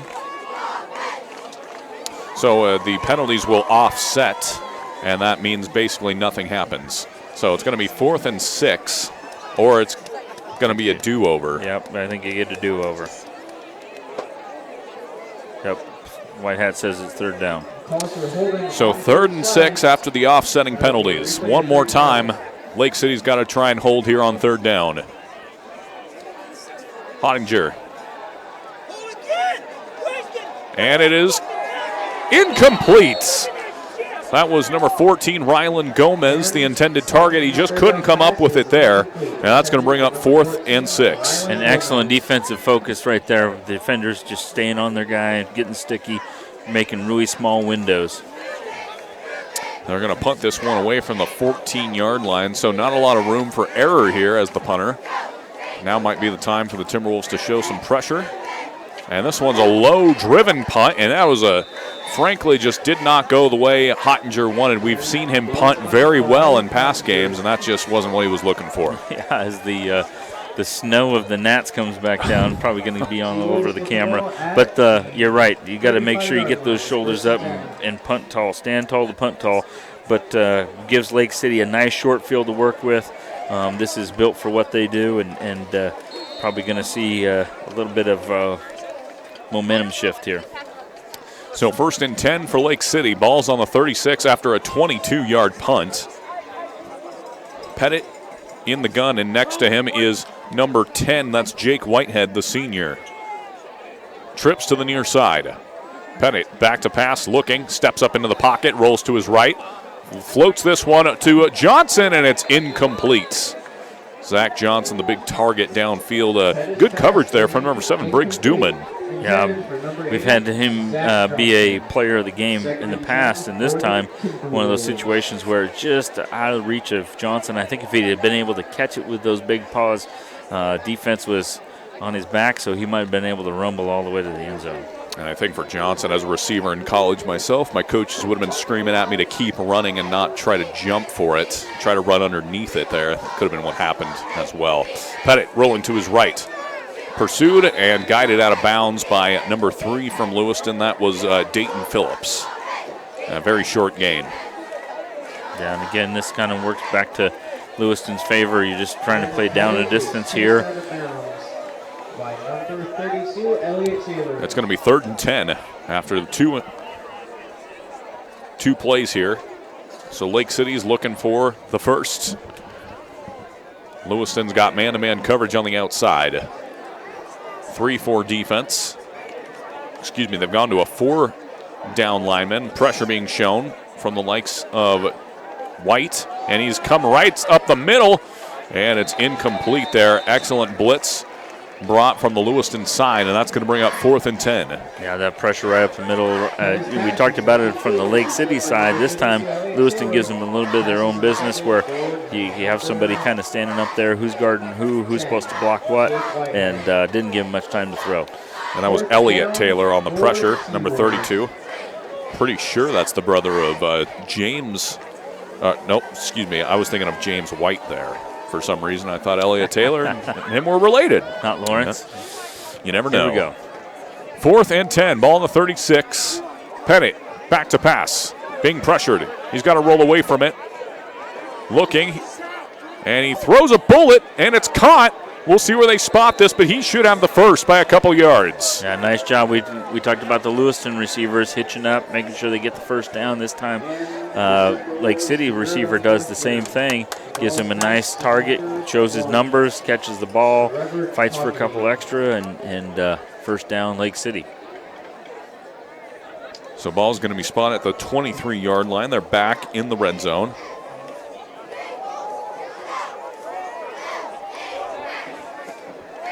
And they're getting a call from the sideline here. The officials were also meeting. Well, they should be moving the chains, and so this is actually dead ball. Looks like there might have been a penalty. Is that what the extra yardage is for? Looks like the Bengals are marching back here. So nonetheless, the clock has stopped, so this is a perfect time to make sure you do get everybody on the right page, and Coach Fulp's crew making sure that they execute here. They've got themselves deep in the red zone. Got to make sure you can come away some points. So 1st and 10. Still have a first down to get here inside the 2-yard line. Ball's on the 13. Pettit alone in the backfield. Takes the snap. A bullet over the middle, and that's a touchdown. That's number 23, Braden Ross.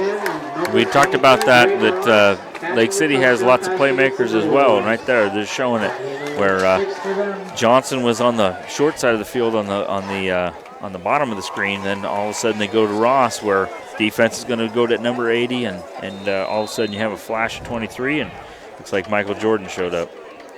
That he did. He's already got a touchdown on the ground thus far. He has close to 100 yards rushing, if not over 100 yards rushing. And then he just caught one through the air there. So Braden Ross, he's trying to fight for the IdahoSports.com player of the game. And we're going for 2 here. We've seen some kicking problems, and you're already down by a little bit of And the ball's over the head of Pettit. He just has to dive on it. And that right there could be costly. 30-25 the score remains. But the Timberwolves did the important part, and they got this back within one possession. Yeah, and it's frustrating simply because, like you said, you wanted the extra point, but the main damage was done. Now it's important for you to keep rallying up. Don't get ahead of yourselves. You got to make sure you cover on kickoff, maybe an onside, little trickeration, but definitely have that defense showed up if that's what you come out with. So 4:36 to go, 30-25 the score. As Lewiston's kick return team makes their way onto the field with the likes of Braden Rice and Jared Jelinek. They're going to have their feet planted at the 15-yard line. And real quick, Friday Night Flash, Post Falls 21, Coeur d'Alene 6. That's a final. So right there, ladies and gentlemen, Post Falls moves to 6-2 on the season. Excellent season for them thus far, and they are firmly planted at that number 1 spot in the Inland Empire Conference at the 5A level. And Lewiston with the chance to move to number 2 if they win tonight. But Lake City, they have something to say about that. We're like you said, one. Sorry, Garrison, got work to do, but there's a little time to do it. Number 53, Alex Green, is set to kick this one away. And this is an onside kick. We'll see who's got it. Lake City might have it. That was a beautiful onside. Yeah, a little bit of an old school. Yep, we got an arm. Got an old school. Just top the ball, make sure it rolls. Everybody's kind of pushing back, thinking about that big return. And instead, they just go old school, get the ball back. Lake City's back in business. You know, if you want to onside to us, we're going to onside to you. And again, the chess game within the game within the game. So Lake City with a gutsy call, and it pays off big time. So now each team has recovered an onside kick. And now Lake City, with the momentum on their side, they hope to take the lead as their offense rumbles back onto the field. Led by the quarterback, number 12, Jackson Pettit. He led an excellent touchdown drive on the last one, connecting with his running back, number 23, Braden Ross, through the air. Zach Johnson lines up next to him in the backfield. That usually means it's a run. Here he is. Gets out to the 45, and he's pushed out at the 42-yard line. Gain of 7 on the play. Yeah, I like it. Lake City has all the time in the world. They have a quarter and a half almost to work with. You can run the ball, you can set things up, you can still be multidimensional. You don't have to just drop back and try and get outside your playbook. So excellent job right here. So 2nd and 4, pickup of 6 actually. Trips to the far side of the field. Johnson once again in the backfield. And on the near side, it's Trevor Cogley. He's also got a touchdown through the air. But they'll go back to Johnson on a sweep here. Tries to get to the outside, and he's guided out of bounds. He's just hard to bring down. He is, and he's going to bring some thunder when he gets there. So we saw him kind of getting pushed out of bounds, but he's not going to give up easy. So if he can maybe weasel his way back to a first down, looks like he's really close right now. Going to definitely do that. Johnson's going to jog off the field there and probably get a quick breather as he plays both sides of the ball. He's also nearly had 2 interceptions on the night, just wasn't able to come up with them. Bunch set here, and it's a quick hook route, and incomplete. The intended target was number 11, Brock Morris, and it looked like the quarterback, Pettit, had to hitch that throw there, and it's incomplete and going to be 4th and short. 4th and all important, but it looked like both defenders went with Cogley on the long route and left the receiver open, and so it looked like kind of a surprise. He wasn't really ready for it, rushed it just a tiny bit, but they still have a chance to get this first down. 4th and 1. As like you said, Johnson's in the backfield again. Power ball on the 39-yard line. Johnson, he lowers the shoulder and falls forward. That's pretty much all he has to do, and he's got the first down easily. Yeah, falls forward for 5 yards. That's a pretty good stat. Oops, I tripped again. First down for Lake City. That was a big one right there. So 4 minutes and rolling. We're still in the third quarter. This has been an eventful third quarter. 4 wide receivers in the set here. And Johnson in the backfield. Motion from the near side to far side as it's going to be a go route here on the near side. And it's incomplete. Cogley was the intended target. We'll see what the call is. Yeah, it looks like the defender fell down now. Is that inadvertent contact or a little bit extra? Either way, it looks like some laundry, and he was right there, almost made the play. So the officials here are talking it over, and Jason has straight away here. We've got a moon developing here that's over to your left a little bit. That is a pretty cool shot right there. As it's October, that definitely looks like an October moon. And that is offensive pass interference against Lake City. It's number 1, Trevor Cogley. So that's going to back him up 15.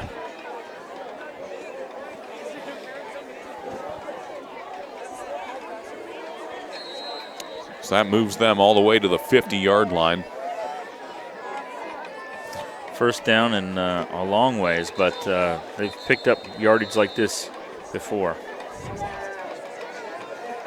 And we've got ourselves a conference timeout. No, I just got back from one of those. Looks like the officials are talking to each other. We got some water bottles being handed out.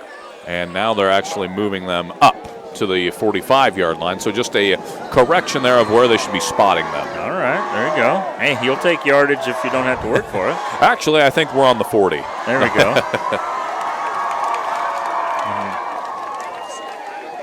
And now we're going back to the 50. Ladies and gentlemen, this is just as exciting as the game here, watching the chain crew in action here in Lewiston. Getting their steps in. Now both sidelines are conflicted and wondering what the heck's going on. And now we're going to the 45. No, I'm kidding. So we're finally set here at 1st and 25 after the penalty. Ball's on the 50. 3:40 to go here in the third quarter. Lake City with the ball. They've got trips to the far side of your screen there. 4 down linemen for Lewiston. And they bring 4. They're going to hand this one off to Ross, who dodges a couple of would-be tacklers and almost gets past the second level, but he's tripped up finally after an excellent run. That might have been a touchdown-saving tackle, simply because the fact he was so shifty. Johnson was flexed out into the slot position, which took a couple of defenders with him, and he bent it back to the short side where there was a nice block waiting for him. So excellent job by the defender getting him down. So Ross has over 100 yards rushing. He's already got a touchdown on the ground and one through the air to boot. He's had an excellent game thus far. Once again, same formation for the Timberwolves as Pettit back to pass this time. It's a comeback route for Coakley. It's intercepted right through his hands to Jordan Bramlett. And Bramlett is pushed out of bounds, and then there's a flag on top of that. Yeah, nice job right there. Just reading what was going to happen. You kind of seen it before. When they needed to, they've gone to Coakley. He's an excellent receiver. This time they have to pay for it. Looks like there might have been a little bit extra here on the sideline, but heck of a play by Bramlett. Just an unfortunate play there. Bramlett in the right place at the right time.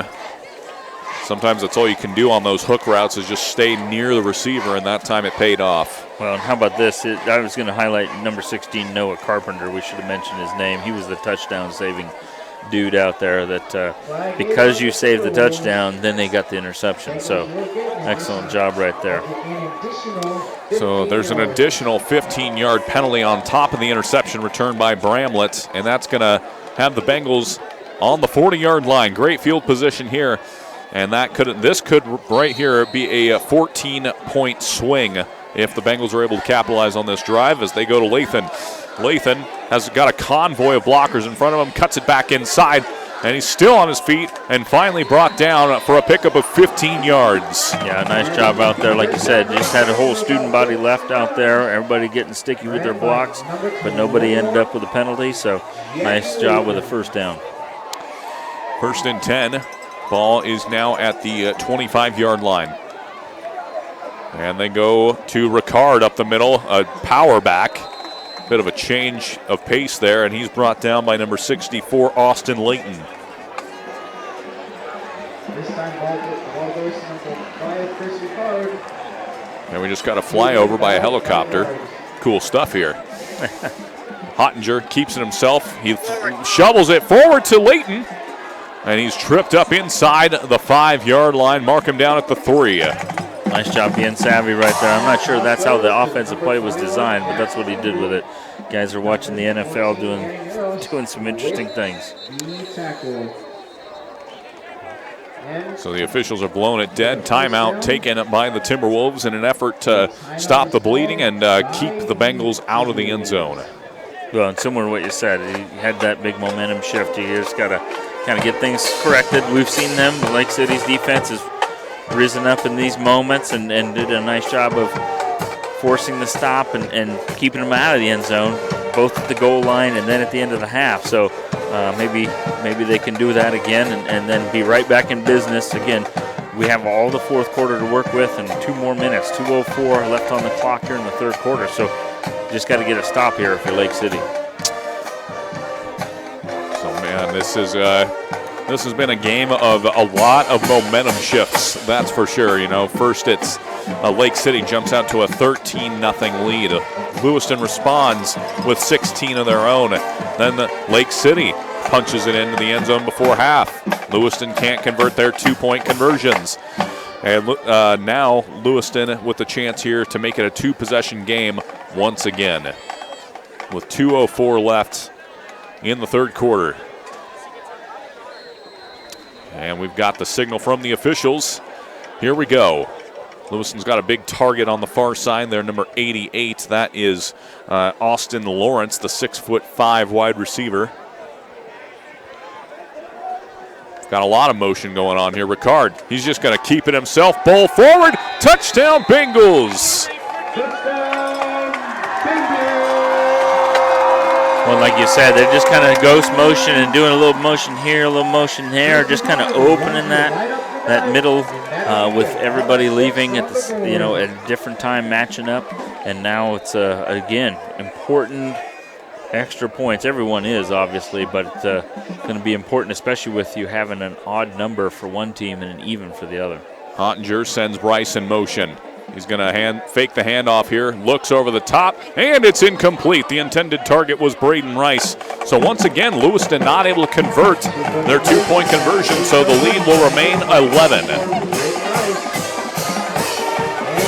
The score, Lewiston 36, Lake City 25. We're going to take a short break here, ladies and gentlemen, but we'll be right back on IdahoSports.com. You can't make summer stand still, so make the most of every last second with a new Toyota at Toyota's National Sales Event. During Toyota's National Sales Event, discover our wide variety of fuel-efficient electrified vehicles. Toyota, let's go places.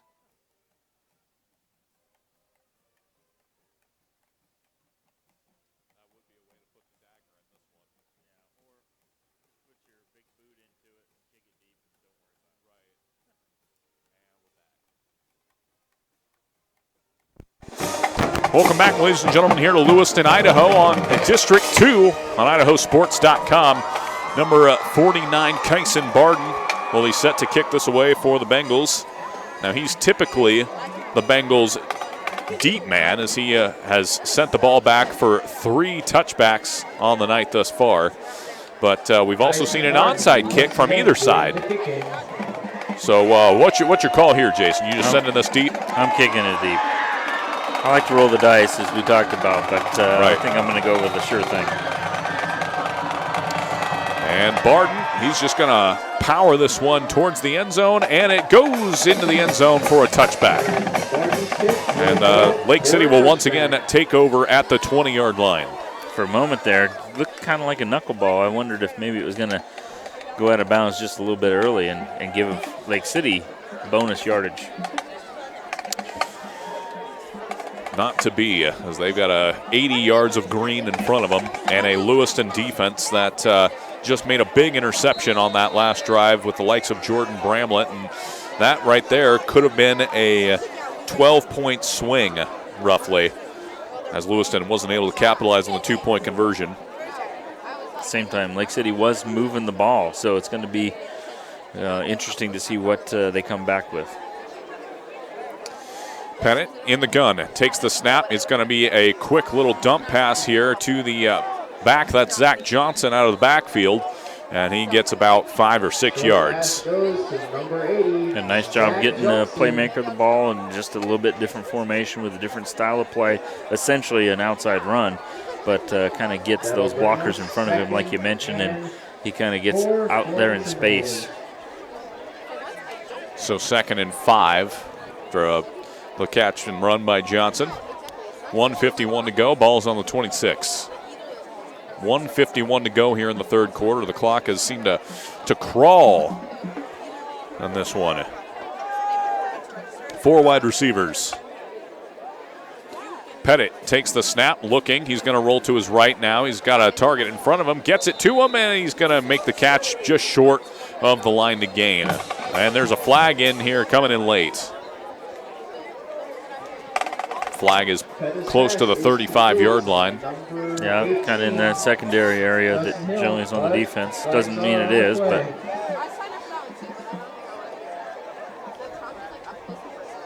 We'll see what the call is here. If they do wave it off, I was going to say it kind of gets them a nice manageable 3rd down, opens up the entire playbook. We saw Ross on the last possession picking up some nice runs, getting up inside, bending it to the bottom of the screen. Be interesting to see if they do the same thing. And the call, it goes against Lake City. Offensive pass interference is the call. Didn't exactly see what happened there. I'm not sure of the play design, but a lot of times you have those receivers kind of crossing in front of each other, and one team's going to say it's a pick, and the other team's going to say that they ran into each other. So, it's been a lot of penalties tonight against Lake City, which has obviously been a little bit up for debate here in the booth. Some of them may, have been questionable calls, but at the same time, it's going to, I'm sure, be a point of emphasis going into next week for the team as cleaning up mistakes. As it is now 2nd and 18, ball's on the 13-yard line, 1:44 to go. Pettit in the gun. Lewiston man-to-man coverage on the outside. Bramlett here on the near side. Pettit has to run for his life and fires a bullet to the far side of the field. It's incomplete. Well, see, he went down for it. He tried to come up, give him a little bit better down in distance, but unfortunately for Lake City, Hill wasn't able to come up with it. He's been a receiver they've gone to in a couple of different ways. but this time he wasn't able to catch it. 3rd and 18. Ball's on the 13-yard line, and now you've got to start thinking about your punter as well, trying to get him some more breathing room here, as you don't want to make mistakes around this side of the field. As Pettit, it's going to be a quick screen play. The receiver's got some blockers in front, but he's not able to do much with it. Good rallying cry there from that Lewiston defense. Yeah, we've seen that play just moments ago. Different players, but kind of hit for a nice little gain down the sidelines. I think they were trying to get some different receivers to our side and then go to the far side, and this time they were ready for it. So gain of 3 on the screen there. Just wasn't able to pick up much steam, and Jared Jelinek is back to receive. His feet are just inside the 45-yard line. And punting it away is Trevor Cogley. Cogley with his rugby-style kick. This one's an end-over-end punt that's going to land inside the 45, and it takes a good Lake City bounce and will end up at the 41-yard line. So that right there was an excellent punt from Trevor Cogley. Yeah, kind of moved the field down here a little bit and gone from plus yardage to negative yardage. And again, that cover team doing a lot better job of being patient, letting it kind of float down there and do its thing, especially when the ball's rolling in your favor. So Lewiston takes over, ball at the 41-yard line, 1st and 10 with 45 seconds left in the 3rd quarter.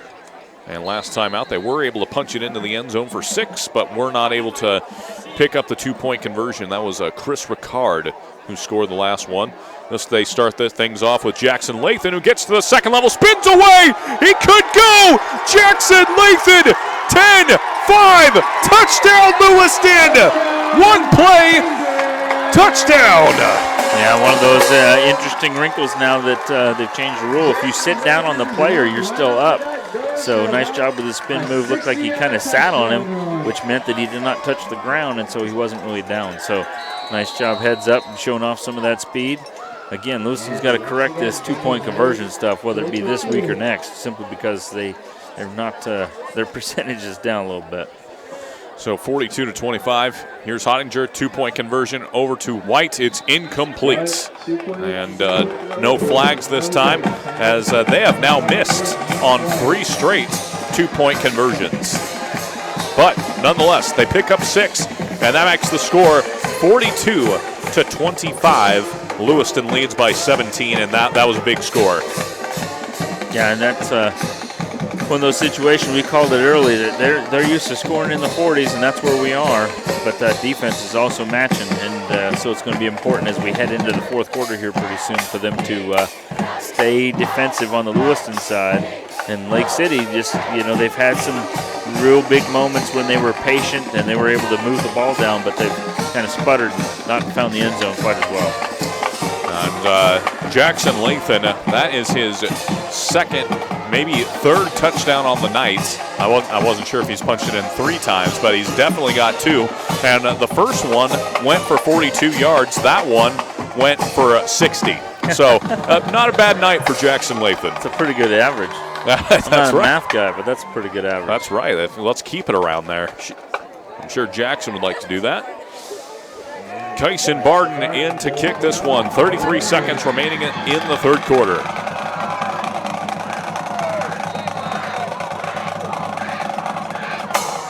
And Kyson Barden sends this one deep and into the end zone for a touchback. And that means Lake City will once again take over and start at the 20-yard line. This last time out, they went on a 3-and-out after a penalty backed them up deep into their own territory, and they weren't able to dig themselves out. Yeah, that penalty kind of broke down the whole scheme of things for them, simply because of the fact that they had almost gained it in 2 plays. And so, again, kind of finding your playmakers and getting those big yards, guys blocking for each other, staying a little bit off balance is what you're doing here. It looks like Ross, number 23, is back in the backfield, and he's done a nice job of being patient and finding first downs. He's got over 100 yards rushing on the night. And they'll fake it to him, and they've got a slant route here to Zach Johnson, who makes the one-handed snag, and that's going to be a first down. It's a great snag right there. As a New York Giants fan, looked a little bit like Mark Bavaro or Shockey right there, just putting that big paw out, snagging it, getting that first down. Looks like they might be a little patient here with 15 seconds left on the clock. Oh, looks like we're going to use that time. I like it. 10 seconds left. Trips to the near side. Pettit in the gun, takes the snap. They hand it to Ross. Dodges a couple of tacklers as usual, and he gets a gain of 6. And that'll bring up 2nd and 4 to start. Folks, we've played 3 in this one. Our score in Lewiston 42, Lake City 25. We'll be right back after these short messages.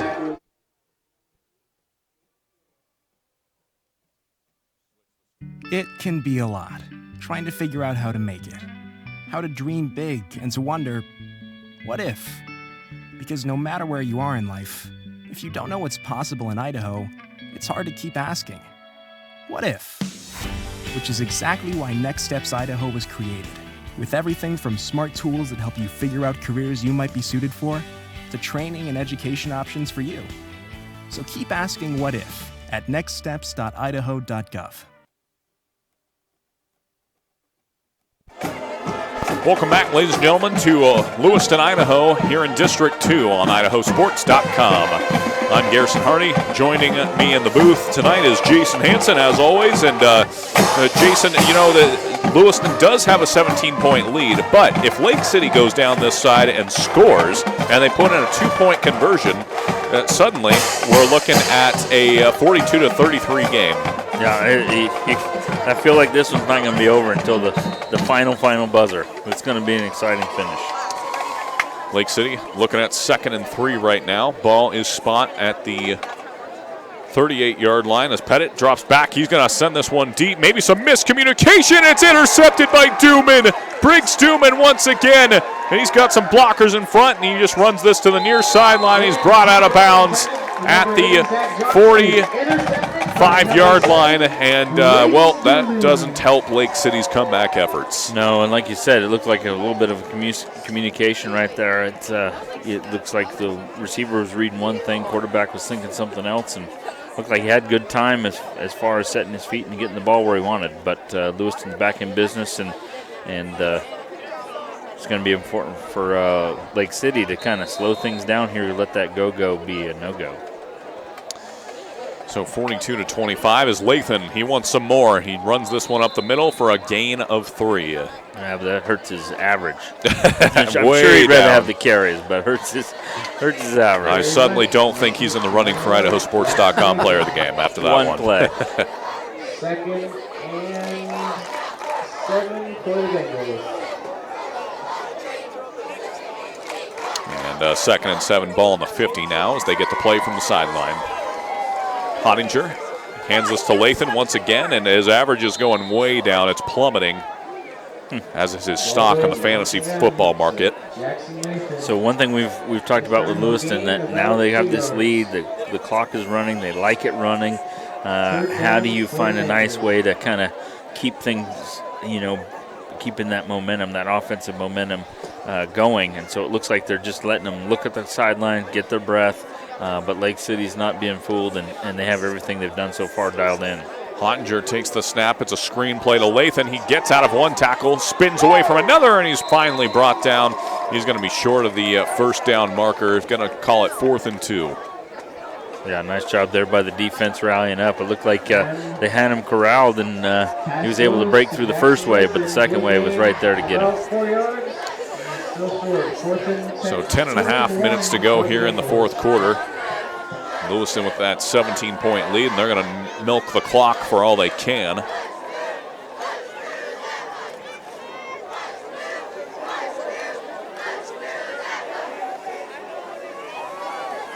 Fourth and 1.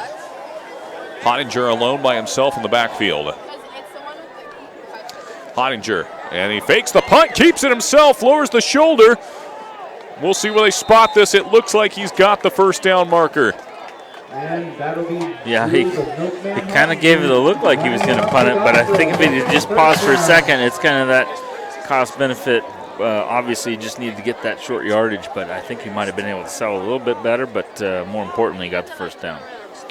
So first down there for the Bengals. Ball's now at the 41-yard line. 9.5 to go and counting, and the pace has changed very much. It's now the go stop. Yeah, and I think that kind of shows the evolution and the maturity now of the offense, that they can speed up as fast as they want, or they can slow it down a little bit. Braden Rice makes the catch and runs for the first down after a nice screen play was set up there, and they've got a fresh set of downs here, do the Bengals. Yeah, and we've seen Rice on defense. Now we've seen the offense, multifaceted. We've talked about athletes on both sides of the ball here. Looks like we have a kid with a couple of cramps out there. That's number 80, Zach Johnson, who's going to make his way to the sideline here and jogging off the field. That's a good sign, and he'll have a sub come on for him. And now the clock will resume. Heading towards the 9-minute mark here. And Lewiston hoping to put this game beyond all doubt here if they are able to score on this one. We've got 4 wide receivers on the near side of the field, almost in a straight line, and then Jackson Lathan lined up in the backfield next to Hottinger. They're going to go to James White here. He gets a block. He's able to get this to the sideline, and he's spun out of bounds after an excellent gain, but that's going to be a first down and then some. It looks like we have a penalty up here. Not sure what it's going to be. Maybe a holding. It's in the area of the offensive line. It did look like a block in the back potentially as White made his way to the sideline, but it is going to be against Lewiston, so that play is wiped off. Which, for your Lake City, that's a much needed penalty there. Well, and the defense is quick to react to some of these screen plays, which kind of gets them a little bit in a different position that the offensive blocker was hoping for. And so that's, you're right, going to push them all the way back near midfield. So that's going to be a 10-yard penalty there. It's going to be first and 20 by the looks of it. Ball is on the 42-yard line. And so the clock was running when the penalty happened, so the clock is running now. So 8:30 left in the fourth quarter. And Lewiston gets set. First and 23, we'll call it. Hottinger. He goes to Jared Jelinek on a sweep, who gets to the near side, but then cuts it back inside. He gets all the way reversing field. A block by Hottinger, and Jelinek finally falls forward. Very smart play of him to stay in bounds and make sure that clock keeps rolling. Yeah, and just playing a little recess football out there where just kind of running towards guys and running back around the other way, and that Joey breaks for some kind of big gain or some kind of weird twist of fate. But nonetheless, it was a long play, and we're now under 8 minutes. 7:45 left in the fourth quarter. So Lewiston's offense is just slowly ticking that clock away. Second and 22, however, ball's on the 40. Pressure being shown by the Timberwolves. They'll bring 4. And it's a screen play to Braden Rice on the far side of the field. Gets to the outside, and he is knocked out of bounds, however. That's not what the Bengals wanted, and the clock's going to stop. No, that's true, but I think it's also one of those where Coach Pancari's crew, after last week with Post Falls, and leaving too much time, doing a nice job of trying to get the first down, trying to get points, obviously, but being able to drain time away when you have to. That's different and better than we've seen before. 3rd and 15, ball on the 31. 7:26 to go. Hottinger in the gun. It takes the snap. Looking. He's got to dodge a would-be tackler. Steps up. Rolling to his right side. He's got a target downfield. And that one looks like it's intercepted. It is. It's going back to Lake City. Well, we've seen, looked like just moments ago, Lewiston did something to Lake City like that. Now they get the ball back and something like that. That was Chase Walker, I believe, over there on the sideline coming up with the ball. So nice job by that defender. You know, like you're saying, Hottinger was kind of dancing around looking for someone to throw to and just put it where it shouldn't have gone. Now here's the bad part here for Lake City. Even if they're able to go down the field and put up 8 points on the board, they're still looking at a 2-possession ball game, as that'll cut the lead to 9, 42-33. And it's a fake screen play to start, and Pettit falls to the ground for a big loss on the play. That's going to be a loss of at least 10, if not more. Yeah, inadvertent, but I think you get credit for it if you're nearest, so that would be White with the sack. But definitely one of those where they had kind of a fake screen, going to throw it deep. But in the meantime, clock's running and you're near your end zone, your own end zone. 6:45 and counting as well. Second and 22, balls on the 7. Not a lot of room for error here. Man-to-man coverage on the outside for the Bengals. Pettit, it's going to be a screen play to Zach Johnson. They try to get him some space here, and a good pursuit from behind as Elliott Taylor brings him down.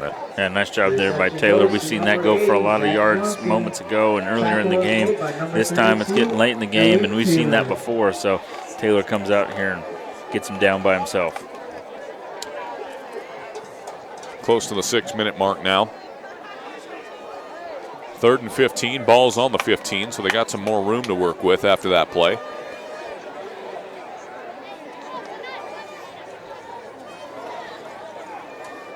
Pettit in the gun. Lewiston, 4 down linemen.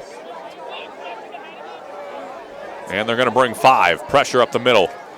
They get it to the outside. That's caught by Cogley, and he goes down immediately. And it could have been a loss on the play there. Yeah, not a lot you could do with that. You want to catch it. That's what you're trained to do. But almost could have gone the other way on that one with Rice out there in coverage. So a pickup of, we'll call it 3 on the play. So it's going to be 4th and 11. And at this point, you kind of have to go for it. 5:20 to go. Lewiston with 4 down linemen once again. Pettit back to pass. Looking, steps up into the pocket. He's rolling away. He throws it back across his body, and it's knocked away. Briggs Dooman is the one to break that play up, and that's going to be a turnover on downs. Oh, we've got a flag. Yep, we got some flags. Extra whistles. That's the area of defensive holding, pass interference potentially, which would give them the ball. Lake City would keep the ball, I should say. We'll see what the call is here. And that's against Lewiston, and that's going to be a first down, potentially. And that's a little bit of the game within the game. Coach Pancarry's crew last week struggled against Post Falls in a number of ways, and keeping sharp to the very end is going to be something they have to continue to get better as they face Coeur d'Alene next week. So it's still going to be 4th down here, but it's going to be 4th and 2. So a little more manageable here, and that opens up the playbook a lot more.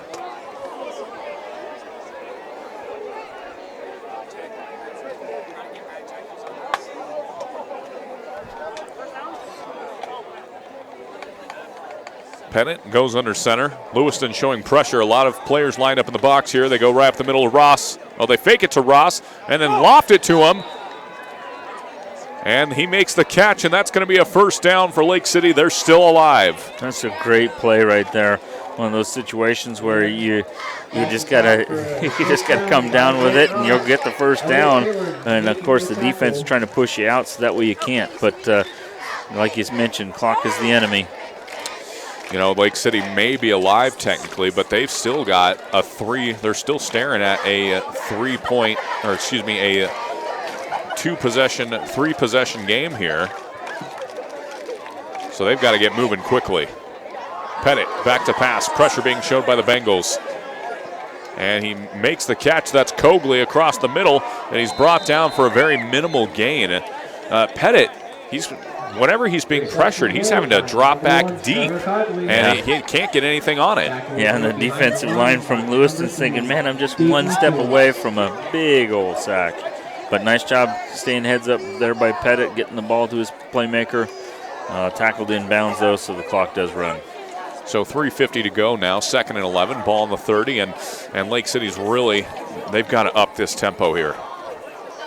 Pettit looking, rolls to his right, being pressured by White, and he gets rid of it, incomplete. 3:38 left on the clock now. Ball's on the 30. Clock does stop with the incomplete pass. Looks like White's jersey is a mess. It looks like it's been torn open on the near side here.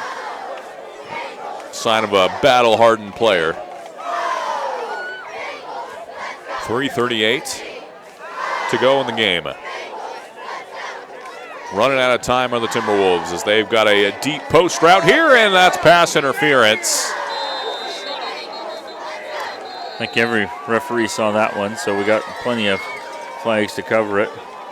But maybe it looked like one of those where number 11, Brock Morris, was going to go for a touchdown if he didn't interfere. So, you know, you don't want to do it, but you have to do it sometimes. So that's going to be a first down for the Timberwolves, and they're still in business here. They're going to be out towards midfield. But again, this is kind of the situation they're staring at. If they get touchdown and the 2-point conversion, they're still looking at a 9-point deficit. So then they'll have to score again. And even then, if they get the 2-point conversion, they'll still be down by 1. So a tough scenario here where they've got to score 3 times in 3.5 minutes. 3 wide receivers on the far side. They go to Ross up the middle. Ross has got a couple of blockers, dodges a couple of tacklers, and that's going to be a first down. But they've got to hurry. Yep, and that's how you do it. You just get a big chunk of yards at one time, and all the Bills fans, the Buffalo Bills fans from the 90s are saying, well, it can be done. It just is a pretty unique situation. So it doesn't have a lot of time to huddle if that's what your plans are, though. 3:15 and counting. Ball's on the 41. Pennant in the gun. Getting the play from the sideline here. A lot of time taken away. And they hand it to Ross up the middle, and he's able to carve out about 5 yards. And my goodness, just a lot of time taken away right now. Yeah, but how about that spirit from Lake City, though, coming out, giving Lewiston a big old punch to the face at the beginning. Not literally, obviously, because it wasn't on film. That's not what we were hiding. Brutal fight, folks. No, but just showed a lot of moxie and passion coming right out. And even if this doesn't end up the way they want, they really kind of showed some character. And Coach Fulp's crew's got to be proud of that. Pettit being pressured from behind, gets rid of it, and that is almost intercepted, but out of bounds. So it's going to be 3rd and 6 now. And as it stands right now, Lewiston's going to move to 6-2 on the season. So they've won 6 of their last 7 games. And for Lake City, they're going to fall to 2-6 on the season. So certainly doesn't bode well for their playoff chances. But for Lewiston, it's going to be Lewiston and Post Falls are going to be 1-2 as things stand now. Well, and ultimately it's going to come down to that Coeur d'Alene game we have next week with who gets that automatic spot and who's got to hope for the best. And we'll be here to bring that to you from Lewiston, as Lewiston will take on Coeur d'Alene next week here in Lewiston. And they throw this to big old Zach Johnson, who goes up, climbs the ladder, and makes the catch. Boy, Zach Johnson's just an athlete. Yeah, awesome job right there. Saw him do that a number of times. This time, again, moving the chains, wanting to punch it in just for your own selves, just to kind of show some character. Tackle was made by number 11, Jared Jones. And the fantasy points. That's right. If you're looking to make a waiver wire selection here, there you go.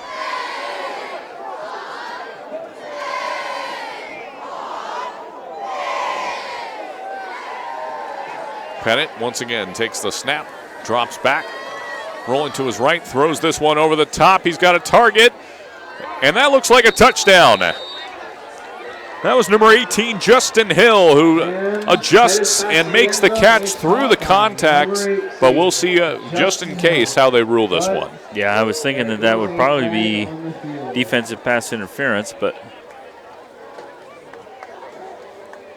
which makes the touchdown stand. We'll see as the officials are talking this one over. Should be a touchdown. It is against the defense. So 6 more points for Lake City.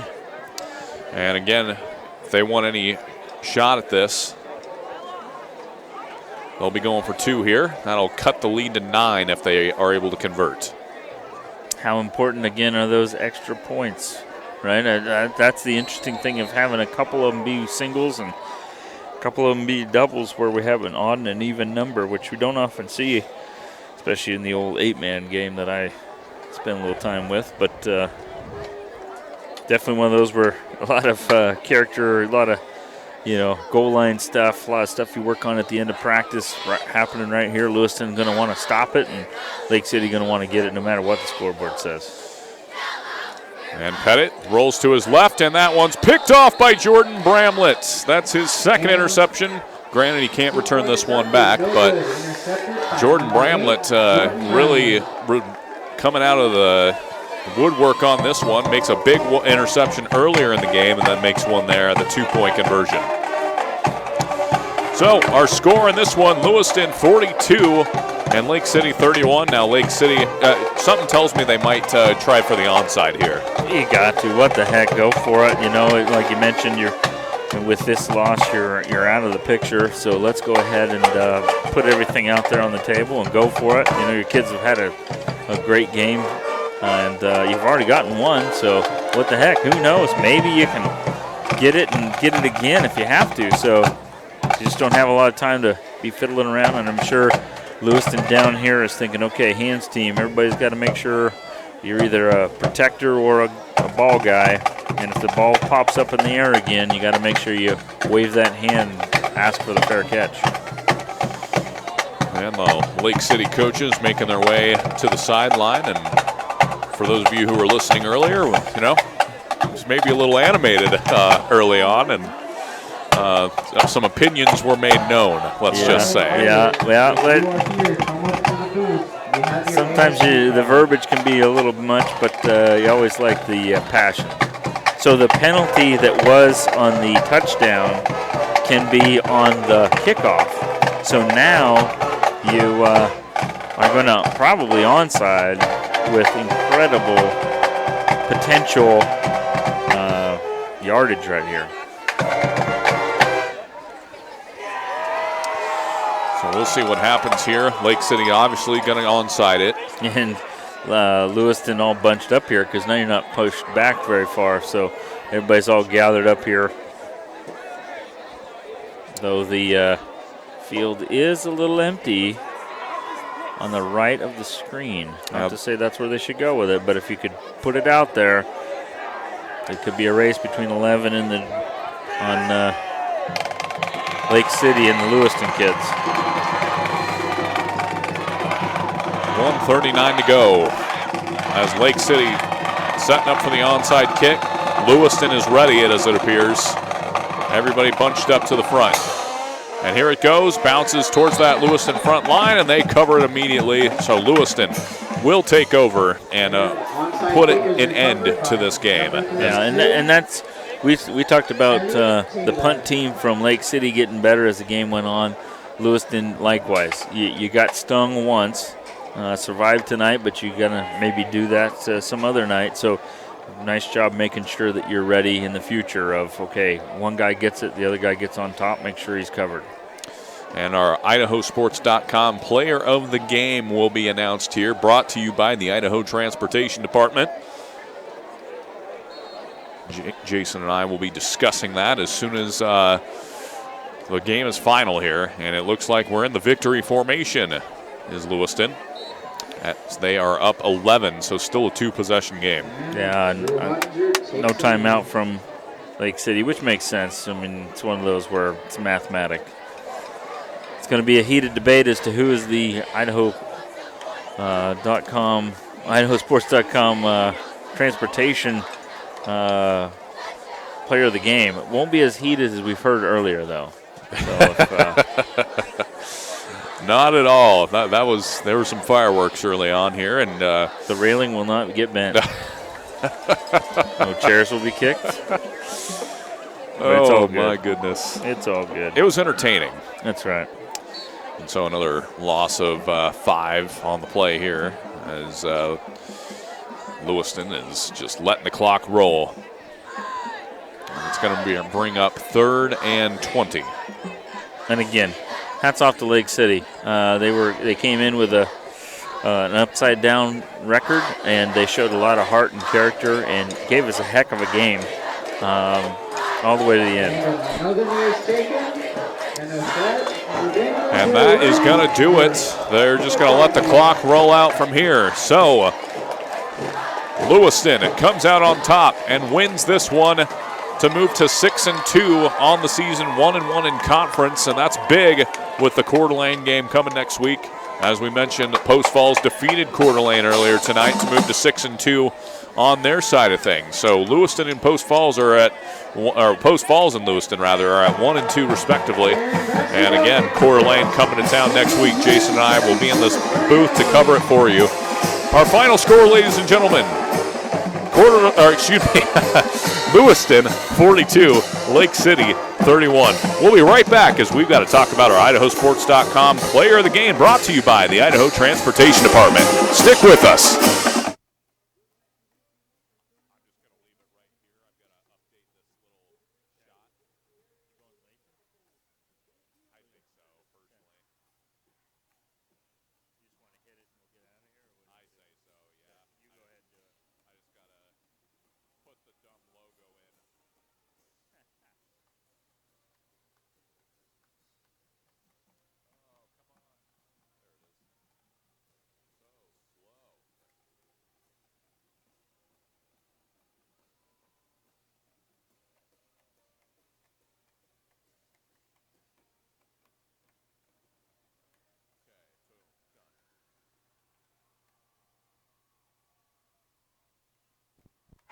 All right, ladies and gentlemen, after a heated debate where the railing was shaking, fists were thrown, we've decided who our IdahoSports.com player of the game is.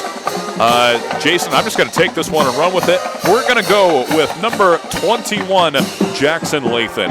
And Jackson Lathan, the junior running back and defensive back, he had a couple of touchdowns to his name, one from 42 yards out and then one from over 60 yards out. And those right there, those dynamic plays just really changed the course of this game. Yeah, it was a momentum thing.